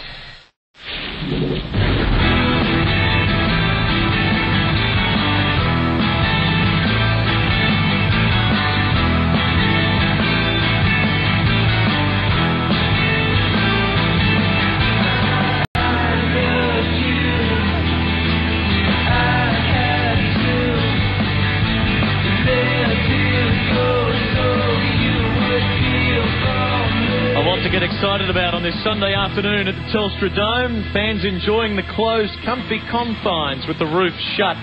A cold, wet day outside. Pies by a point, second half coming up. Scott Cummings is down at ground level. Thank you, Clinton. We've got a great game of footy on our hands because everything's going pretty standard here on the benches. Mick Malthouse is using it fairly rapidly. Probably concerned, even though he had a light week, he's probably concerned on the 5-day break. Port Adelaide got a couple of niggles that Brett Ebert came off at his shoulder, re-strapped, and Stuart Dew's leg that we mentioned during that quarter. But everything down here is going pretty smoothly. All right, Scott, thanks for that. Time for us to check in on the other two matches being played today at Launceston and the Melbourne Cricket Ground, with replays to follow after us here at the Dome. If you don't want to know the scores just yet, look away now.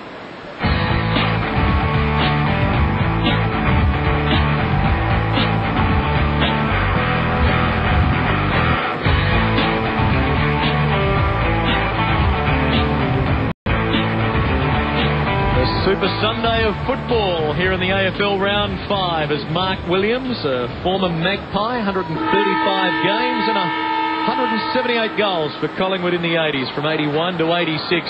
Now trying to plot their downfall here in what will be an important second half for these two clubs. As we said earlier, Collingwood entering this match on a 3-game winning streak. Mick Malthouse's men at 3-1 with the old rivals Carlton next week, while Port 2-2. And the showdown looming on Saturday night. So what happens in the next hour will be significant.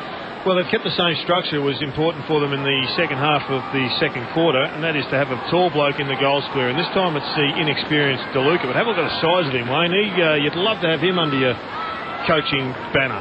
He's a big boy. Probably needs to get in the gym to get a bit stronger to play in the ruck more often. But he's a strapping young lad, that's for sure. Brendan Wade in the middle. So experience in the guts and inexperience in the goal square. Fraser against Lade. Power to the right of screen. Swan dragged off it by Kane Corns. Fraser got it to Loney. High ball in the Tarrant direction. He's going to run onto it. Can Buckley shepherd for him? He does. Tarrant caught now. Great tackle. No whistle. Play on the call. Port should clear. Pettigrew looping it over the top for Loney. And there's some vociferous appealing for the football going on. Well, that's because you want the ball. You've got to be the first bloke to enter the other guy's ears. You've got to demand it. You're competing against your teammates and, of course, the opposition who are trying to get the footy as well. Got him later, Chris. Cassisi going short. Chaplin towards Peter Burgoyne, chased by Lucuria. You highlighted that tackle down in the goal square or close to Clinton. I mean, it was just a magnificent tackle and just highlights once again how much the defensive skills of the game have improved. Lucuria got it to Johnson, who lost it. Port now can clear. Salopek. Oh, going in hard. Marnie wears one and wins a free. Well, the Magpie faithful not happy just at the moment. They saw that previous one that we highlighted where the knees were in the back but no free kick, and that one was certainly there even though he slid in. White lost it. Clement, soccer off the ground. Lade's got it in the middle. Loads it up. Drives it long. Treadray and Presty one out. Goes over their head. View and Lockyer. View to Treadray. Hurries a snap. Just the skipper. Misses to the near side and the score's a level.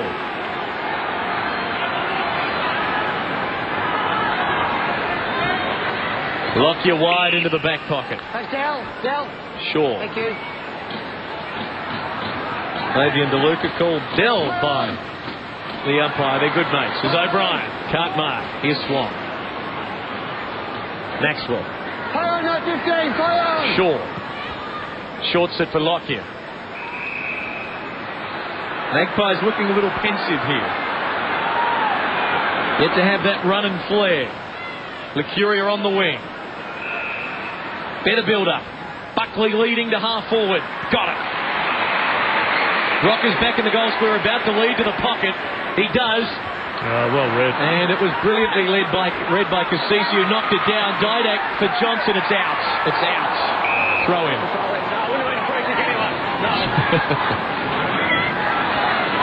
Another look. Couldn't have been a free kick anyway. Fraser. Here's a chance for Cloak running onto it. Didak brought down. Still going. Magpies with Buckley. Hooking a wonderful goal.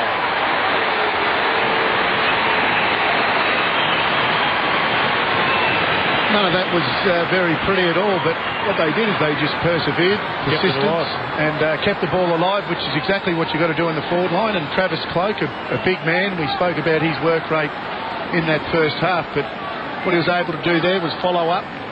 Didak, well, we know how dangerous he is, and when he's near the ball, what he does, there's usually 2 or 3 defenders that go to him, and that allowed Buckley to get that little bit of space to snap that goal.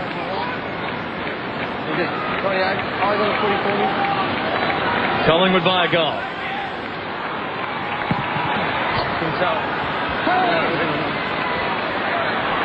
No holding there, play on the call. And umpire McInerney letting it go. Fraser, Thomas, out in front of Cloak. Should keep running here. Rockers on the lead. Got him.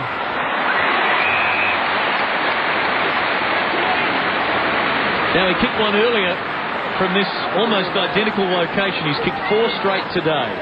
He's going to play on and go to the top of the square, and it's a wonderful feed, and Swan Marks will go back and kick the goal. Well, it goes without saying, poor checking. Swan has come forward from the midfield and gets an easy shot at goal, but just without harping on it, Josh Fraser went in after his tap and got the ball out to create the goal. It was great stuff. Fox Footy Sunday with you from the Telstra Dome. Magpie fans enjoying it now. That was a great advantage, Jared. You hit the nail on the head once again. Josh Fraser able to rope at his own ball, get a clearance, and really Anthony Rocker here. You said Clinton during the call that he kicked one from there earlier, but was never going to have a shot. You could tell that he wanted to give that ball off, and Swan running into the space delivered for him.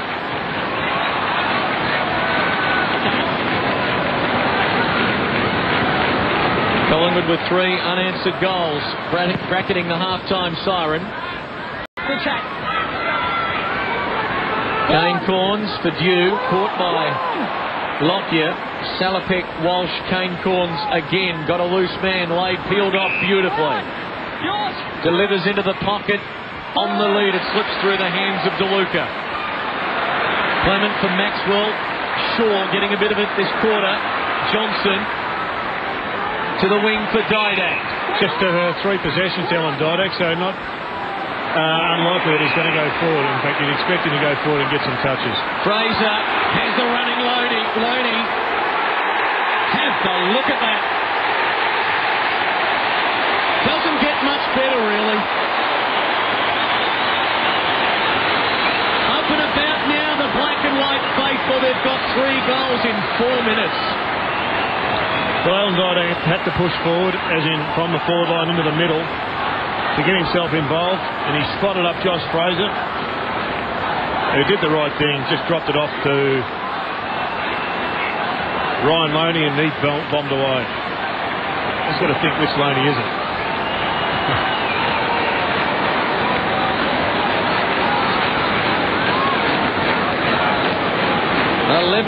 Plays 7-8. Port under siege. Peter Burgoyne to Salopek, back for Burgoyne, now Walsh. 3 goals down. Who will provide a target up forward? At full stretch, DeLuca's got the mark. And has to go backwards. Chad Corn short, and Treadray has it knocked away. Great spoil, Treadray hurt. Shaw over the top for Travis Cloak. Collingwood are clicking into high gear. Buckley on the lead. Tarrant is going to be on the end of it, I reckon. Buckley goes to him. Yeah. They are queuing up.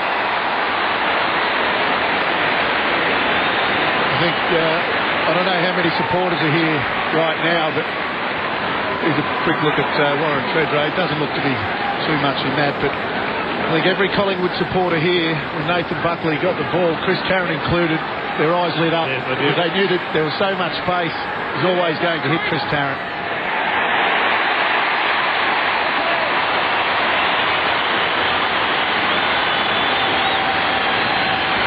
They have kicked 4 goals in 6 minutes. Mark Williams is powerless. Well, let's just have a look, if we can, at the mastery of Nathan Buckley. It's not often we can see it just in its encapsulated so tightly, but have a look at him just wait. Now, at the other end of the ground, Tarrant is charging at the goal's mouth. Buckley just knows he's not quite ready for position, so he holds. He doesn't blast away, he holds. Tarrant then swings around. He reads Buckley, presents on a platter. Tarrant with his second, Collingwood with their 12th. I guess all the defenders around the country would be saying, well, what about Simon Prestigiacomo? You didn't mention his foil. Laid to Peter Burgoyne, going out wide. Motlop's got it. Okay, Freddie, right there. Too far out to score. He's not off. He's not off. Simon. Treadray on the lead. Over his head. Thomas will mop up. Oh, not a kick in. Appreciated replay, but it comes off. Everything they touch is turning to goals. This is the run of Fraser. Great stuff. Didak. No 50. Buckley leads. Didak to him. Oh, Buckley's brought down. Free kick. Last time I saw that was in the TACO. Wipe by 5. Wipe out 5. If he gets the goal here, it's 5 goals to none in 7 glorious minutes.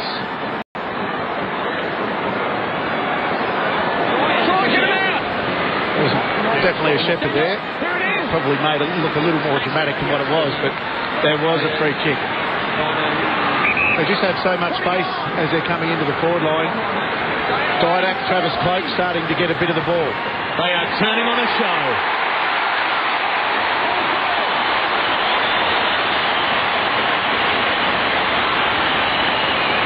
Good is this?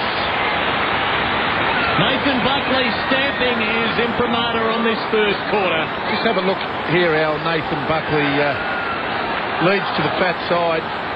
Probably didn't get a... Here it is. Leads to the fat side there, has the space. That kick was always going to hit him on the chest, and Motlop knew that, so probably a professional free kick in some aspects there. You can't be critical of Motlop. He's always going to mark it on his chest anyway. 13 minutes ago, in playing time, Port Adelaide were 5 points in front. Well, right now, Port Adelaide have got 1 forward. Everybody has gone back. Well, that 1 forward better get this kick. He's got 3 opponents. Collingwood will clear. And Warren Treadray is off the ground. We'll get Scotty Cummings to check out whether that's a rest or an injury. Well, they're trying to stem the tide as Cloak flies can't mark. Free kick for a chop of the arm. Coming back to the Magpies. Advantage play on. Thomas running, going inside 50. My goodness, have they played better than this in the last couple of years? And think about Travis Cloak. Jared, you spoke about work rate. what he's done in this quarter is he's presented on that particular contest. The advantage was played. It was his free kick. But just the way he tacked the ball, it was a 2-on-1 situation. Port Adelaide had numbers back, but good attack on the footy, which allows Chris Tarrant to kick his third.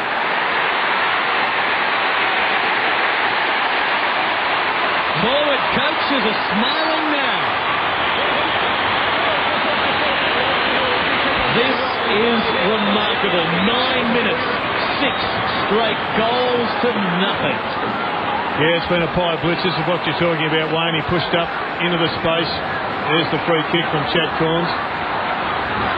And it unfolded from there. And it was quite amazing that they were able to find Tarrant with space on a lead when they had 18 defenders.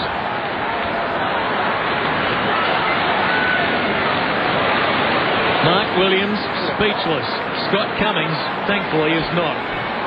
I'm almost deaf though. Like that was it. He's absolutely stepped up a notch down here. And Warren Tredrow, he's come off the ground. He received no treatment at all, so he can take it. He's just having a spell. Damon White is the only man in Port's attacking half. Now, is that being defeatist, or do you have to do this because of Collingwood's run? If I was Damon White, I'd be looking up at the coach's box saying, what do you expect me to do? But we did talk about assessing momentum. Well, right now it's all going one way. They have to stem the tide, Port Adelaide, and they're doing it by having players behind the ball. It's all right to the old whiskers, super fight. It's all right stemming the tide, but when you win the ball and you've got no one to kick it to, what do you do? Well, they're going to have to wait, hold, and get blokes in front. Look, you can get numbers behind the ball, but not everyone. You can't have 4-on-1 in your attack. It's almost like Gary Hocking at the Peel Thunder a couple of years ago. O'Brien inside 50. They couldn't get another one, could they? Lucuria's about to be caught. Didak just punches the handball out for Burns. Now Thomas. Every Port player is within 60 metres of Collingwood's goal, and leaping high is Chad Corns. Look at the players. Oh, gee. Chaplin. Now they can run. He's got to go short because there's only magpies long. Sideways stuff as Walsh marks. This is what I mean, Jared. It's all right having numbers behind the ball, but unless you're able to push forward and at least give a target, which they're not capable of doing, it's a waste of time. An absolute waste of time. Corns going short to his brother. Port have had more of the football today. I would have thought that the way to stem the tide is actually kick one yourself. Well, I guess the theory behind this is slow the game down. Just hold possession for a while. Just work it through, and if you can pinch one, pinch one. We are halfway through the third quarter as Lade cleverly kicks in the path of Salapek, who marks. This is very much what Adelaide did against Collingwood in round one, from memory. The choke play, 17 consecutive marks, and Porter getting in that direction, and now Marnie is going to go quickly, loose checking, but he sprays the kick. Some holding though, and Collingwood gets a free. I saw why Josh Marnie did what he did. It just seemed to be working well, and he lost the plot temporarily.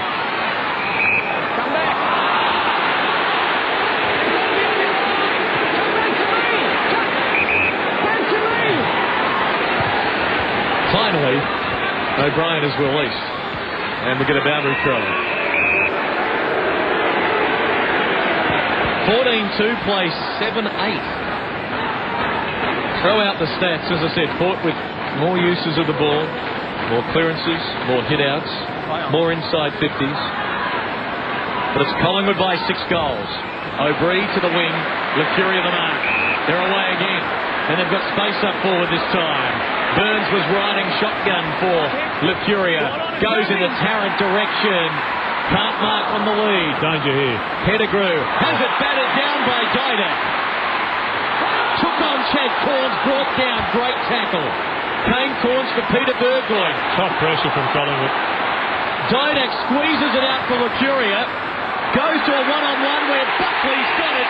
And the skipper's going to kick his third goal in this third quarter. Alan Didak wasn't working as far as goals were concerned, so they pushed Buckley forward. He's resting down there deep. Didak pushed forward out to the half-forward and centre area, starting to get involved, and Buckley is doing the job up forward. Clever kick by Didak. Yeah. Realised it couldn't handball it. Just a little chip kick to clear that ball. The lead is 7 goals.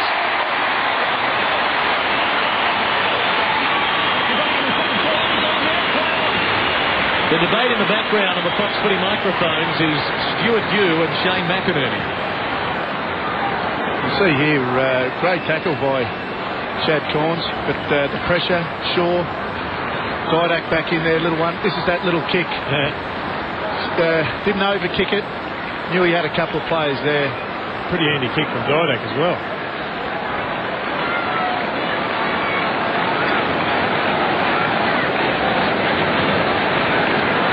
Treadray ponders as this one slips away from Port Adelaide in a hurry. It's been 7 straight to 1 behind in this third quarter.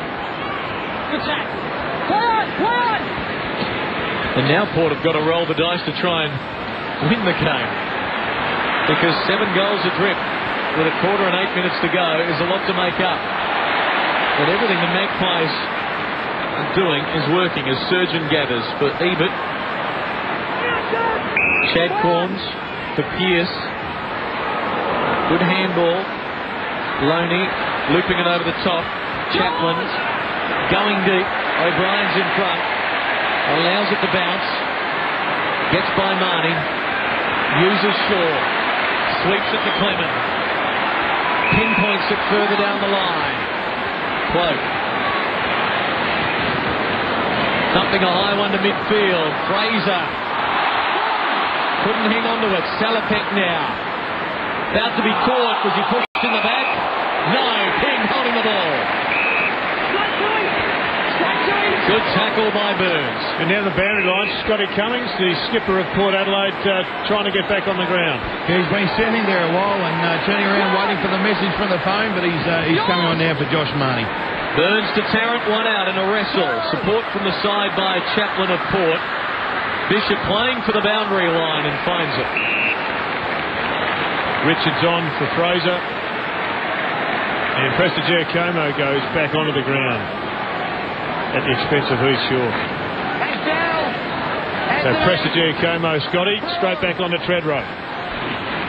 He's a bit pumped up at the moment too. I think he's got all of his family in the front row here. Ebert marking on half back.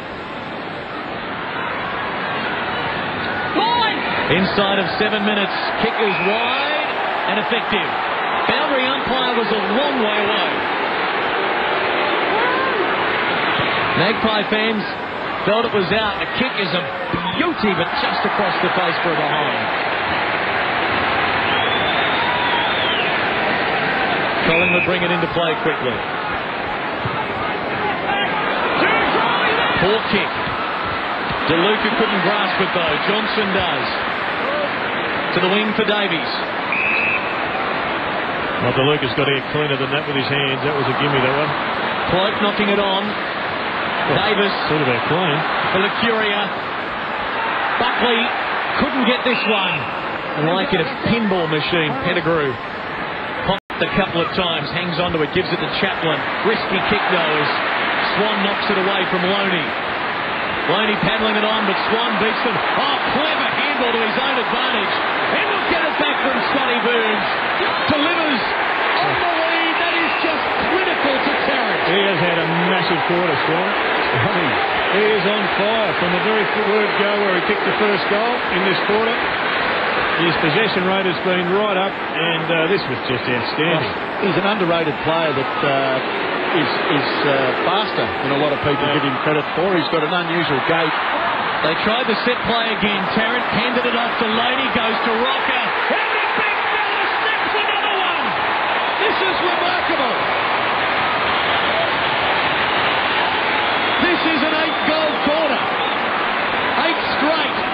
Anthony's got 5 of them. And Collingwood are marching to their 4th consecutive victory. And I haven't seen you smile like that since you held the Premiership Cup aloft yourself about 10 years ago. As I was saying here, Swan is, as we were saying, terrific play by him. But look, this was one that I think Chris probably should have gone back and had a shot himself. But I'm sure Anthony Rocker won't argue with him. Oh my goodness. 8 straight to 2 behinds in this 3rd term, and there's still a long way to go.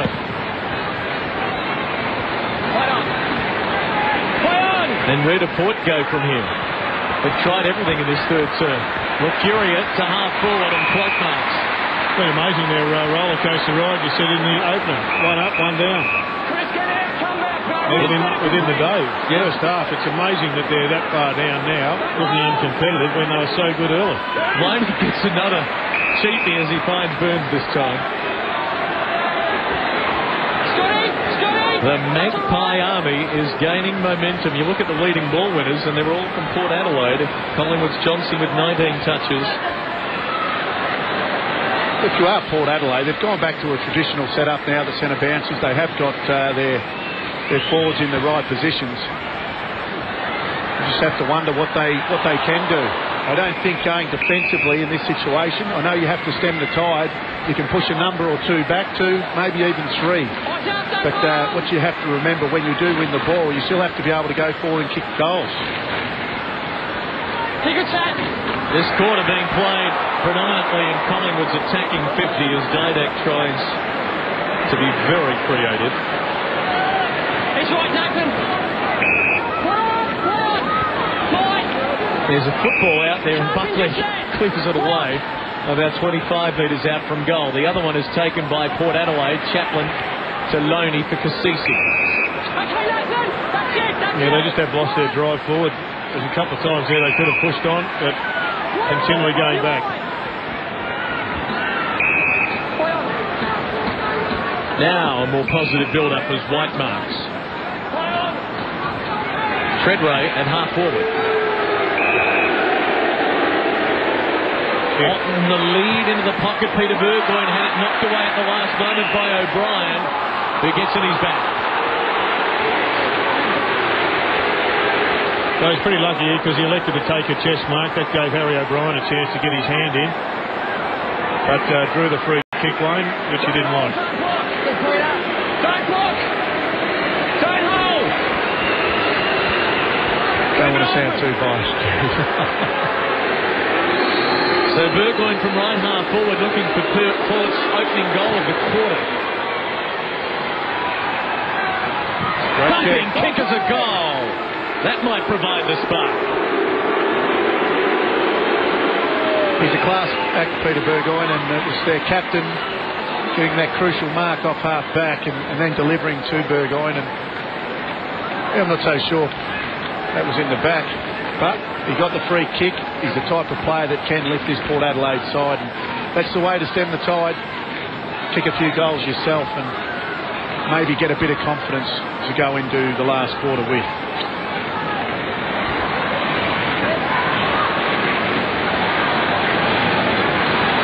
Burgoyne's first shaves the margin back to 7 goals. 3 minutes and change remaining in the 3rd quarter.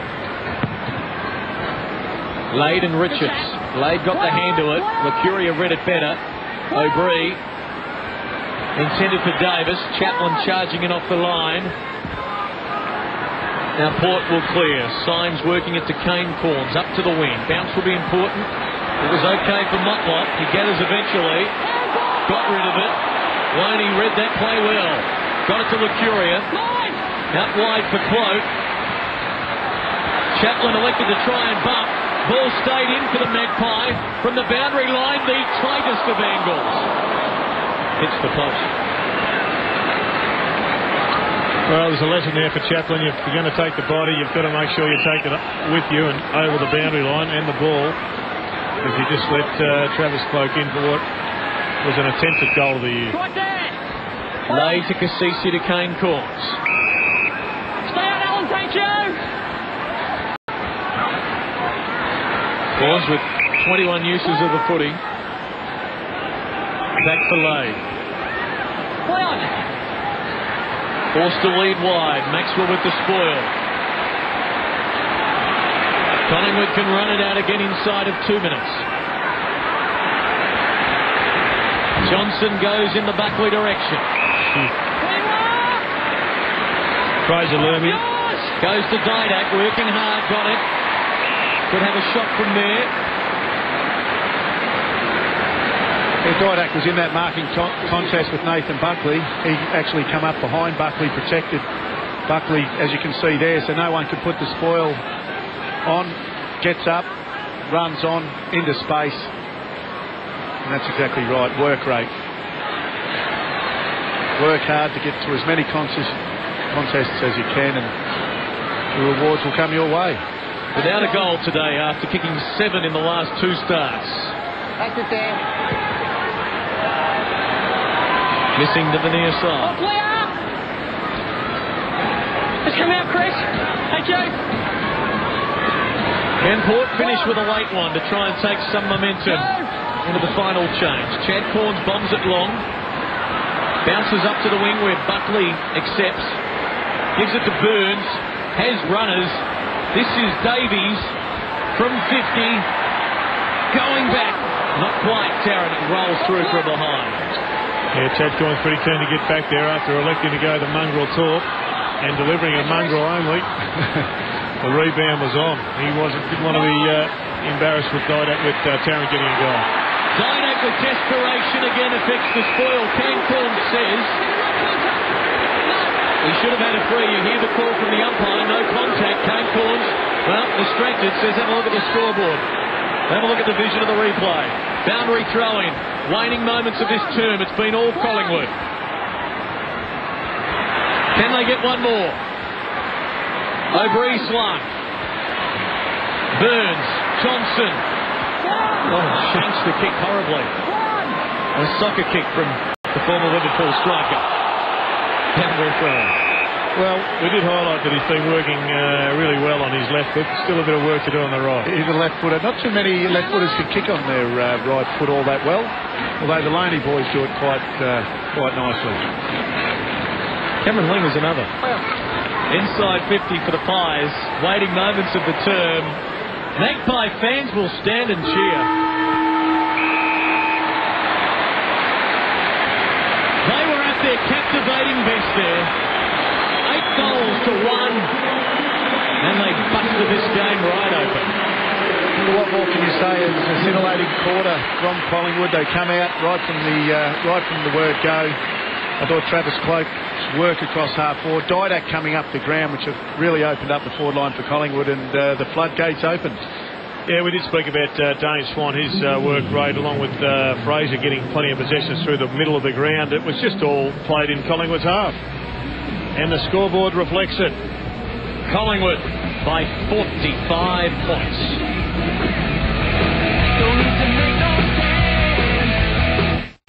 Sometimes the real entertainment starts after the game. Being upbeat or downbeat, or you people, sideways beat, or all of you. Horizontally upside down beat, all of you. It's not going to change one little thing.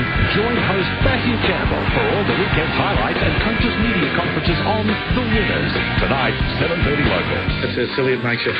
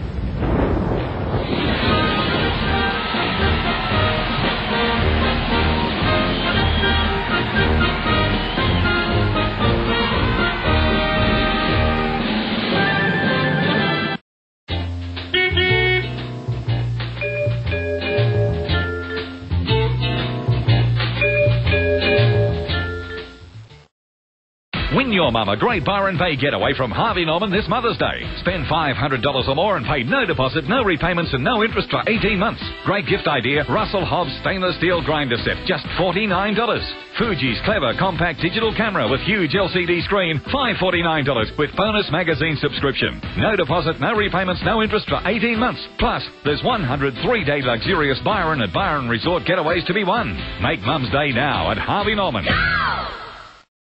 I now pronounce you man and wife. They're the friends you never knew you had. Sanjay Collins from Thunderlip. Seamus O'Toole. Bobby O'Shea. I'm ready to get drunk. They'll eat your food, drink your booze, and get busy with your bridesmaids. I always knew my first time would be on a beach. First time? We'd be so happy together. I love you. I'm sorry?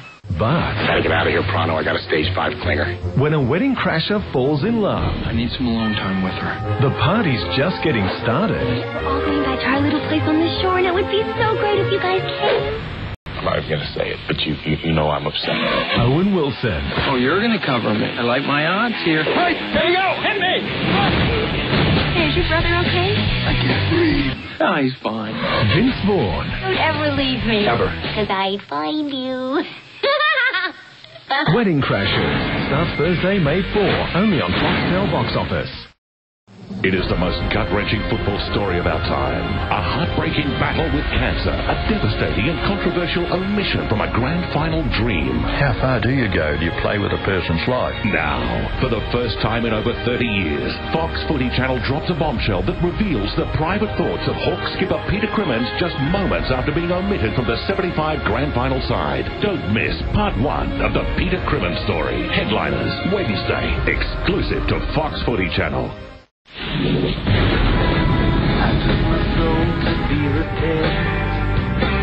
I was alone and I was scared. I'm on the mark, I'm on the track, but getting tired of looking back. You are my shining star. You are my shining.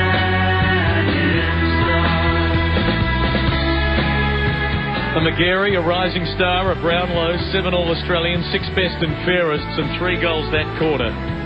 Nathan Buckley doing it all. Magpies by 45 points now after an 8-goal to 1/3 stanza rocker with 5 straight. And I would have liked to have been a fly on the wall with Mark Williams there, Scott Cummings. Yeah, he was pretty tame down there, and I expected a bit of fire to come from him. He's well known for it. I've been on the end of a couple myself from Mark Williams, but it was left mainly to Warren Treadray to do most of the work there. He was pretty vocal and urging all his boys to have one last crack at it. He seemed to think that they were very good in their last quarters. Collingwood, as you can imagine, 45 points over 3/4 time. They're pretty calm, just going through all their systems there. But the good thing is, or the interesting thing is, that at least 12 of their players would have had some sort of attention at 3/4 time there, whether it be a rub or having a chat with the fitness staff and medical staff. And Scott, as we know, your list of former coaches is a long one. Is Mark Williams the worst to get a blast from your experience? Hey, if he's not the worst, he's in the grand final, I'll tell you. All right, thanks for that, Scott. 2 other matches being played today. One all over in Launceston, the other still going at the MCG. Our Fox Footy viewers to see replays after this. If you don't want to know the scores, look away now.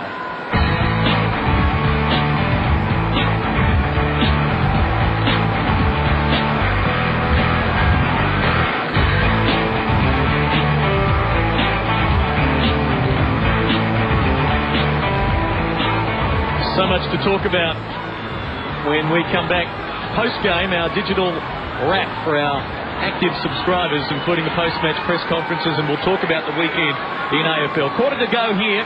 The margin is 45 points. The view from the goal square of Collingwood. Buckley guarded by Burgoyne, Rocker and Bishop. Magpies to the right, Port to the left. How will they respond? Let's find out. Big quarter by Port.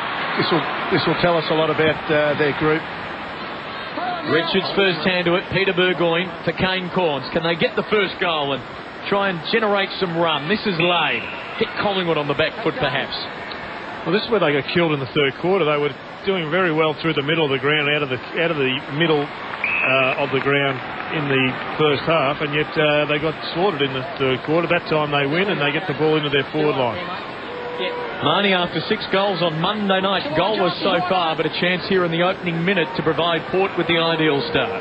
He gets this opportunity at a kick a goal because of a block from Treadray, just able to run through the line, allowed him to get that 2 or 3 metres. It's a bit of a worry in itself. When Warren's blocking, I'd rather him do the leading.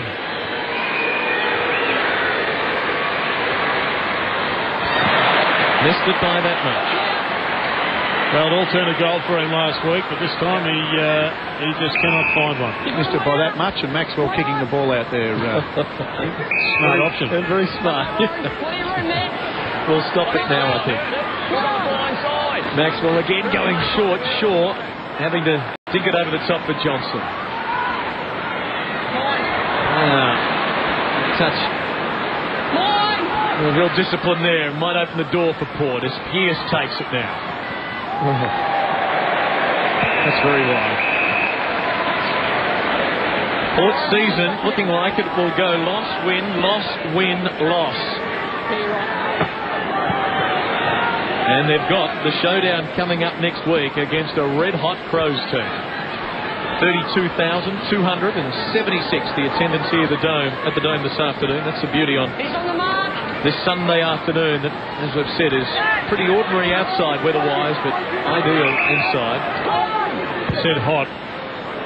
That's almost keeping a lid on it for how Adelaide played yesterday. They were unbelievably good. You were there. They're right up there in the premiership mix for you. There's only 2 in the same category, themselves and the West Coast as we speak. Both winning convincingly yesterday, and if you looked at it on paper, both to a degree undermanned. Statements made. Well, Kane Corns, an element of risk about that kick to centre half back. Will it come undone? It will.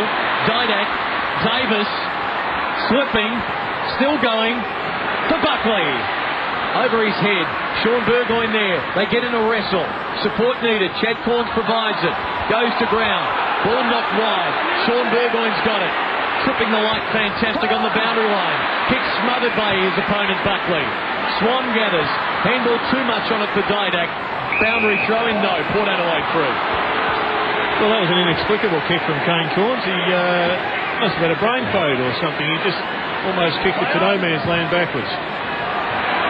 Oh, and he's going to get crunched. He got run over there. Chad Corns. He's a tough young man, and a great leader for Port Adelaide, and they're going to need some in the next few weeks. Pettigrew down the centre corridor he runs. Long in the Treadray direction. Great tap. Going to run back onto it here, Surgeon. Davies with the pressure on Treadray. And Prestigiacomo hits it over for a throw-in.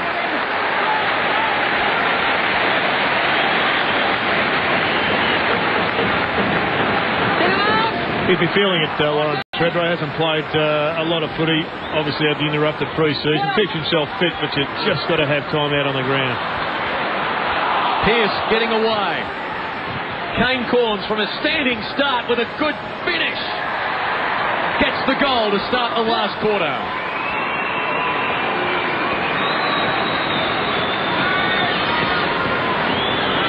Back to 38 points here on Fox Footy Sunday. That's a goal. Be an understatement to say they needed that, but as I said at the start of the quarter, it'll tell you a lot about this group, whether they can really fight back. And you mentioned Kane Corns, Chad Corns, obviously Warren Treadray out there, but really up to their leaders now to show them the way and really get something out of this game, not just dwindle to a big loss. Kane Corns' goal, his first, the team's 9th, kicked by 9 individual goal kickers. Ebert out of the middle, hurries it to centre half forward. Pearce dragged off it there by a lunging Shaw. Frees up Johnson. Loney the target. Timely fist. Although Lake couldn't get to the contest after the shepherding was provided by Symes. Port getting the clearances now. O'Brien with the footy. Good handle for Johnson. Could have gone the short option but cleared it. Tarrant opened up the game. Looking for an option to give it to. There's Rockerlee. Doctor out with Warren Treadway at the moment. He may not see this game out. Peter Burgoyne intercepts. On the mark, that's it. That's it, thank you, Nathan. That's the mark.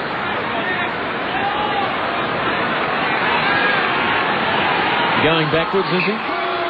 No, shape 2. Now releases for his brother. Can they get back-to-back goals?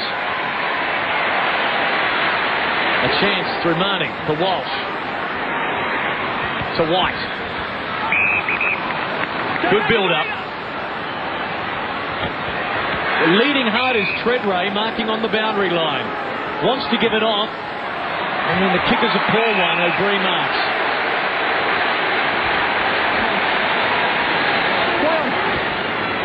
Another look at it as O'Brien goes to the defensive goal square for Clement, in turn for Burns on half-back.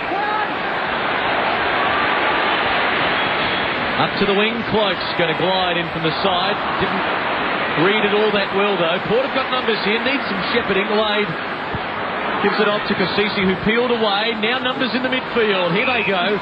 Kane Corns. Walsh, can he hit a target? Gives it to Kane Corns. Back for Walsh. Peter Burgoyne. Back for Kane Corns.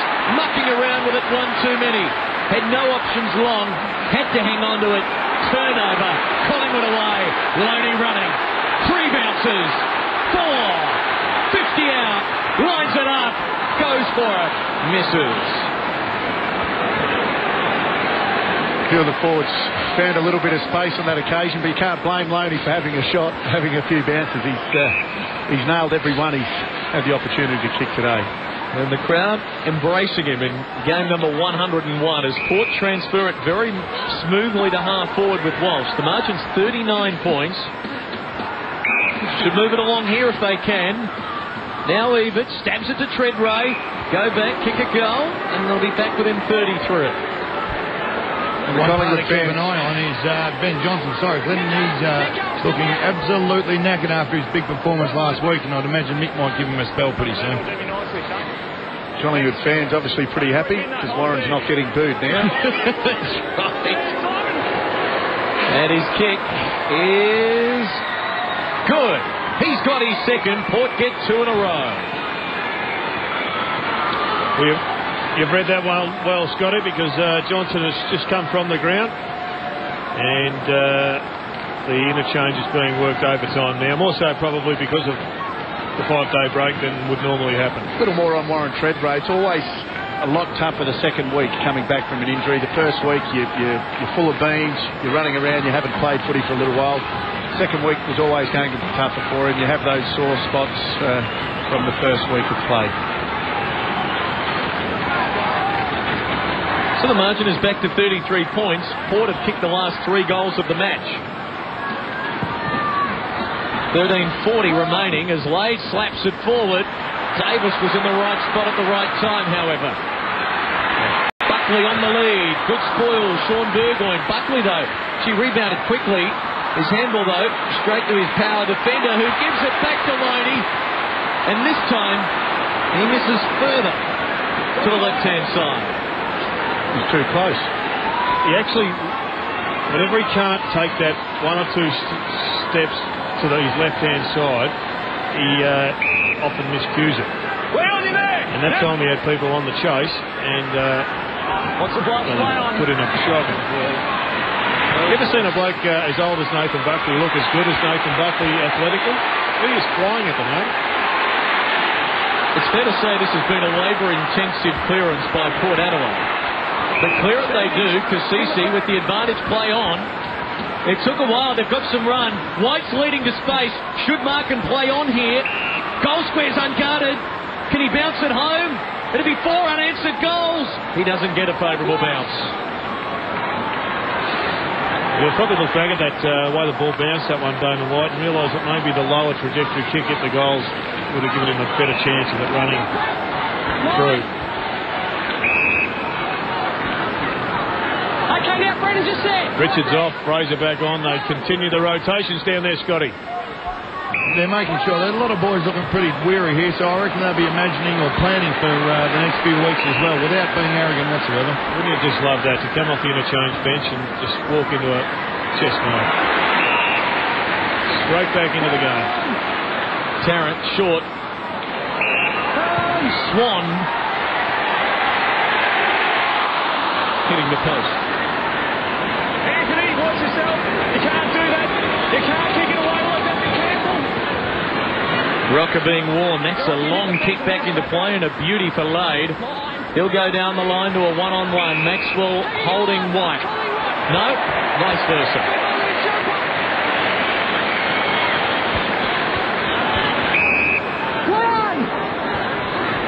Buckley for Shaw. Another game of high numbers for Shaw. Had 25 possessions last week, 19 now as he goes to Clement. Davis alone on the wing. 34 points to lead as he goes wide. Out of bounds. Intended for Tarrant, who's kicked 3 straight today to give him 10 goals for the season now. Rocker has 18, and pending other matches will be right up there in the Coleman medal race after 5 rounds.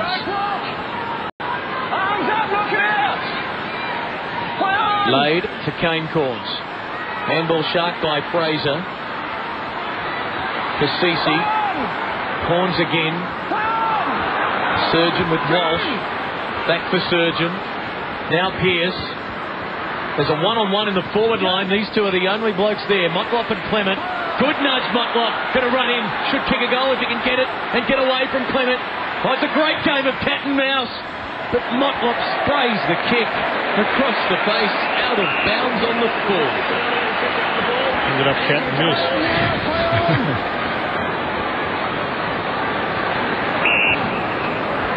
Lockyer to Lacuria.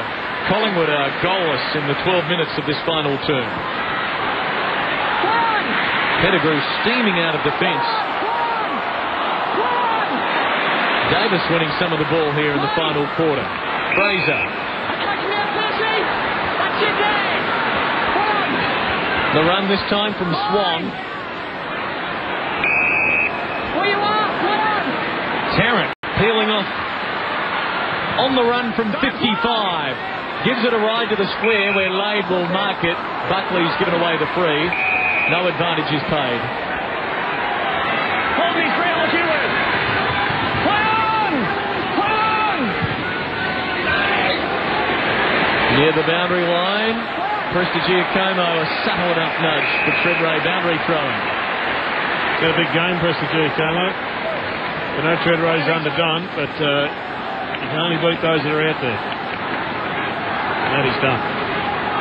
When they make the call. Blade to the centre corridor. Thomas, Swan, Lacuria. Can he get away from an old teammate? No. It lands in the arms of Cloak. He'd enjoy a cheap one, but he misses.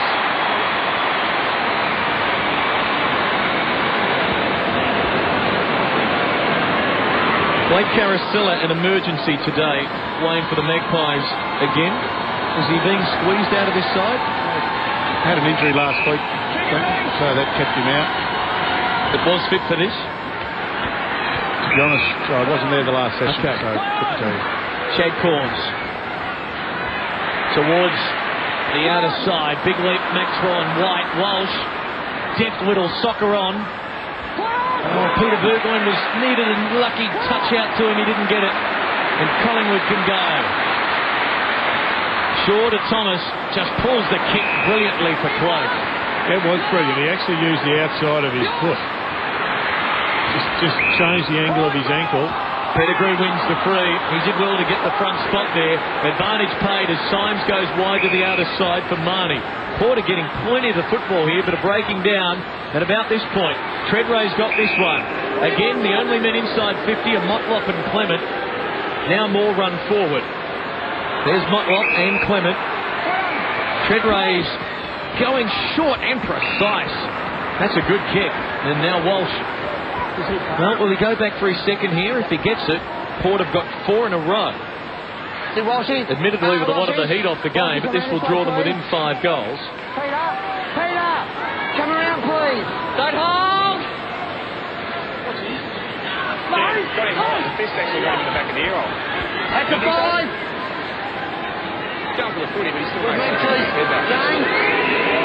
From 50.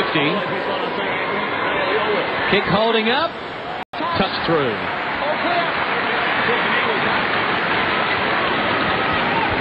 Collingwood waste no time. 34 points the margin once more. As the Magpies search for 4 consecutive victories. Thomas to Davis. There's some excitement. Free kick advantage, Lockyer. Big Anthony's working over the umpire down the other end. Just questioning a free kick or lack thereof. White. With support from Chad Corns. Maxwell not letting go.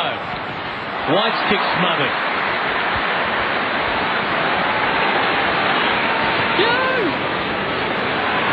Lucuria.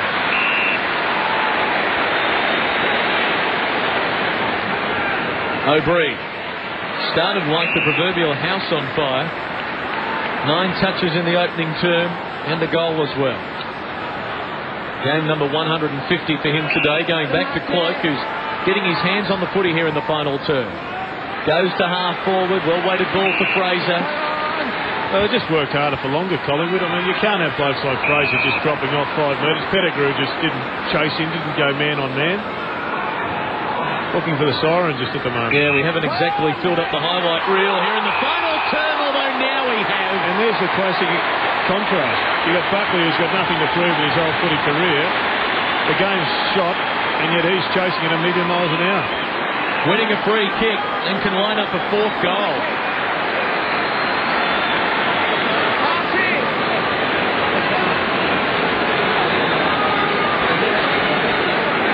More discussions as Didak appeals to the umpire about Cassisi's attention.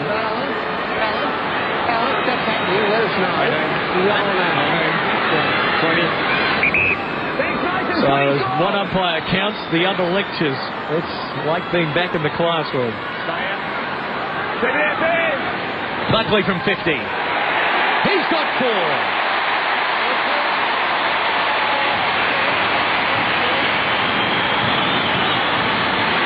There's a lot of talk about how long Nathan Buckley can play for. Some say that he may end up going to half-back or even to a back pocket. But you said earlier, Jared, that he's got a spring in his step. Is there any player that looks better than him at his age? Well, I'm sure when he goes to sign a new contract, he'll say to Mick Malthouse, I'll run down Peter Burgoyne. That's right. Not that old.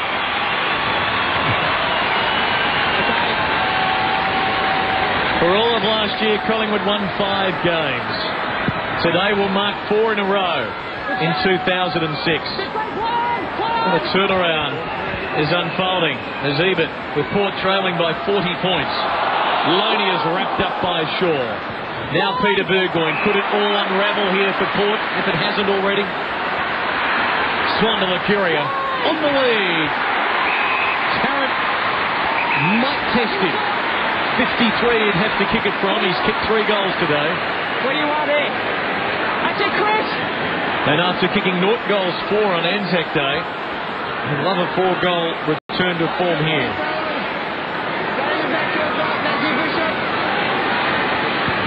Eyes on the footy! Consider it done.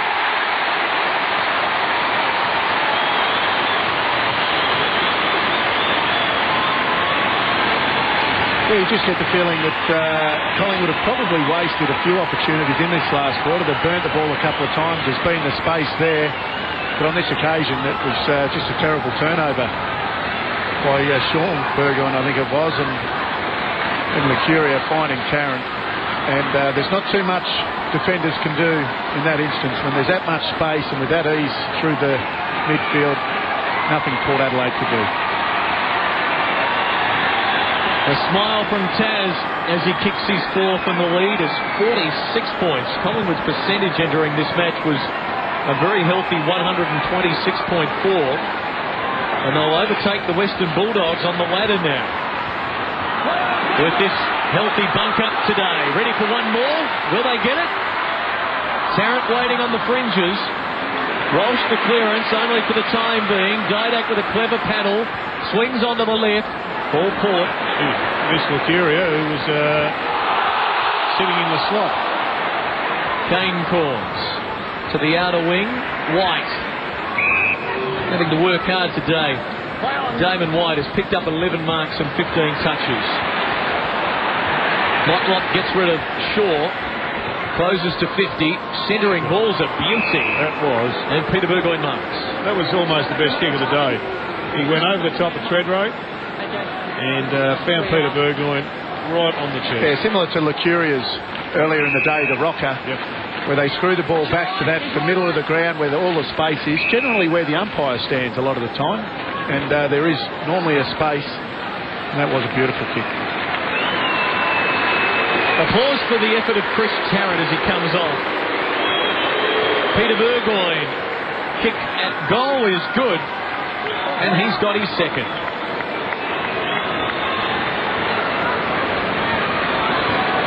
As Chris Tarrant has a rest, we spoke a little bit about Josh Fraser, Jared, but it's the type of stuff that he does off the ball. He's a very agile player, picks the ball up probably like a lot of on-ballers you see there.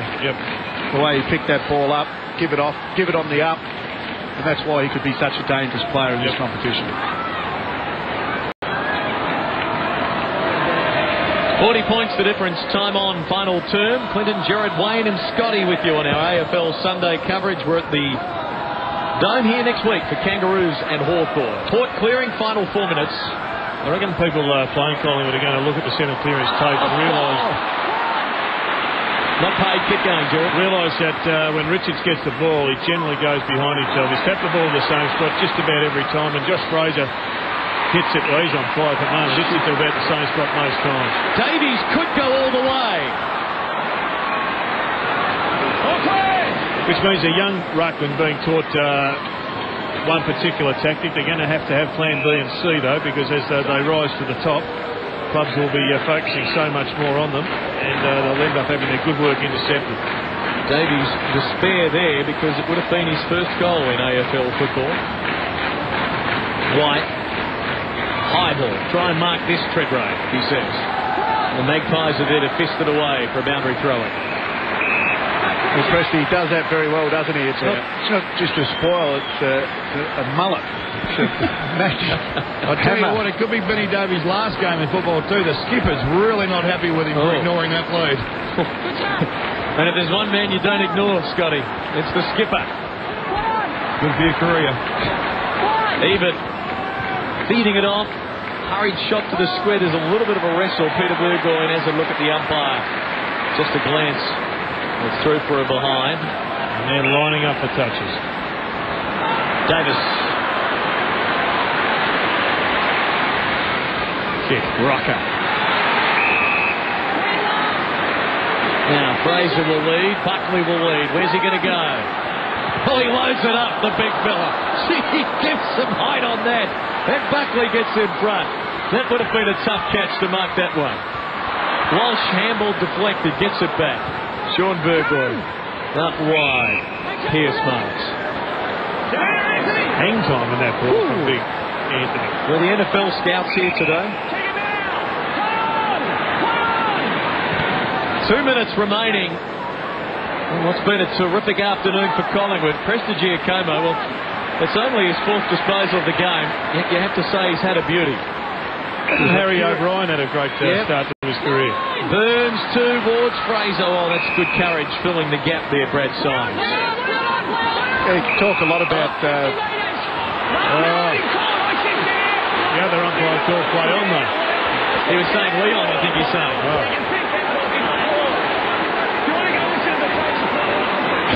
Well, I heard play on. I thought they were saying Leon. Oh, Leon.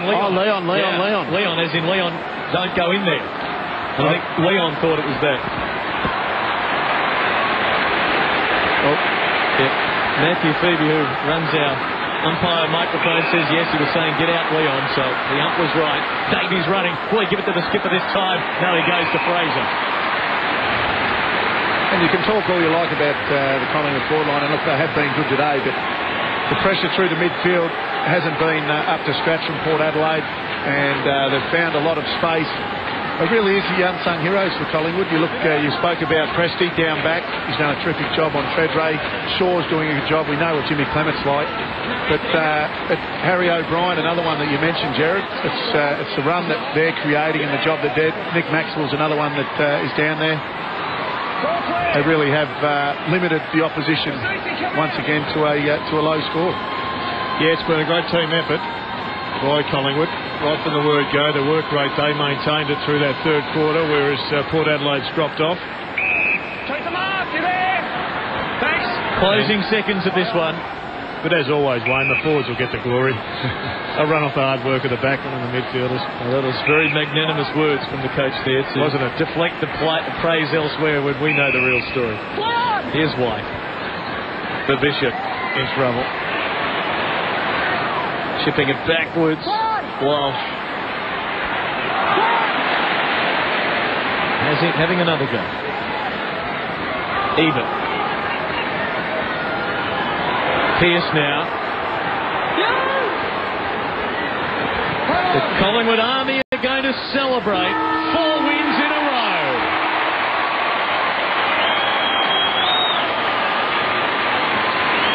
The belief is there. A 41-point win. Mark Williams, the roller coaster ride continues. But it's a golden day for the Lions. Well, it's got a youngish team now, Mark Williams. It's got a lot of people in their first, second and third years, so I guess you're going to expect some sort of inconsistency, but he'd be pretty disappointed, I think, with that second half after working so well in the first half of this match where they look more than competitive. But you just can't take anything away from Collingwood at the moment. They also have got a number of young kids in their side, and almost to a man, they were superb. They were led well by Nathan Buckley and Jimmy Clement at the other end of the ground. And everything's just going pretty smoothly now for Collingwood, who have got their 4th win on the board, and they're probably a third of the way to the finals. Yep, when you only win 5 games for all of last year, as they had. This is lofty heights indeed. Let's get down to Scott Cummings. Thank you very much, Ben. Daz, fantastic win after a 5-day break. There was a few doubts whether you guys would see the game out come half time. You were sensational. You know, I wouldn't be talking to anyone else other than except for you, mate, when you walked onto the ground. No, fantastic. We seemed a little bit flat in that first half, but second half the boys really started off well, and when you kick 6-7 goals in a row, you're always going to be a good chance to win. The forward line must be a joy to play up there now. You've got so many options, and first quarter was a little bit scrappy, but after that they came and started delivering it nicely to you. Yeah, they did. When they started moving the ball quickly, I mean, most back lines would have been struggling against that delivery. It makes our job a lot easier, and with myself, Hebs and Bucks down there, they sort of didn't have the matchup for us. You mentioned Bucks. We're going to have a fair bit of trouble keeping him in check now. He's running around like an 18-year-old. Oh, he was trying to clear us all out of the 50. Get out, boys. See you know where it's made. You have the whole thing. Well done to you, mate, and good luck next week. Enjoy tonight. No worries. Thanks, mate. Good on you, Scotty. Thank you. Good words from Chris Tarrant. He kicked 4, Rocker 5, Buckley 4. Lonio Bree 2 each and Swan 1 as the Magpies get 18. It was set up with an 8-goal to 1 third quarter, this 41-point win. Yeah, look, it was, and like we've said right throughout the call, it was a team effort. I thought at half-time, although Port Adelaide were in the game, I just thought that Collingwood's goals come a lot easier in that first half, and after half-time coming out and really blowing the game apart by three-quarter time. But all in all, it was just a great team effort from the whole Collingwood side. O'Brien leads them off. A successful 150th game. His teammates wanted to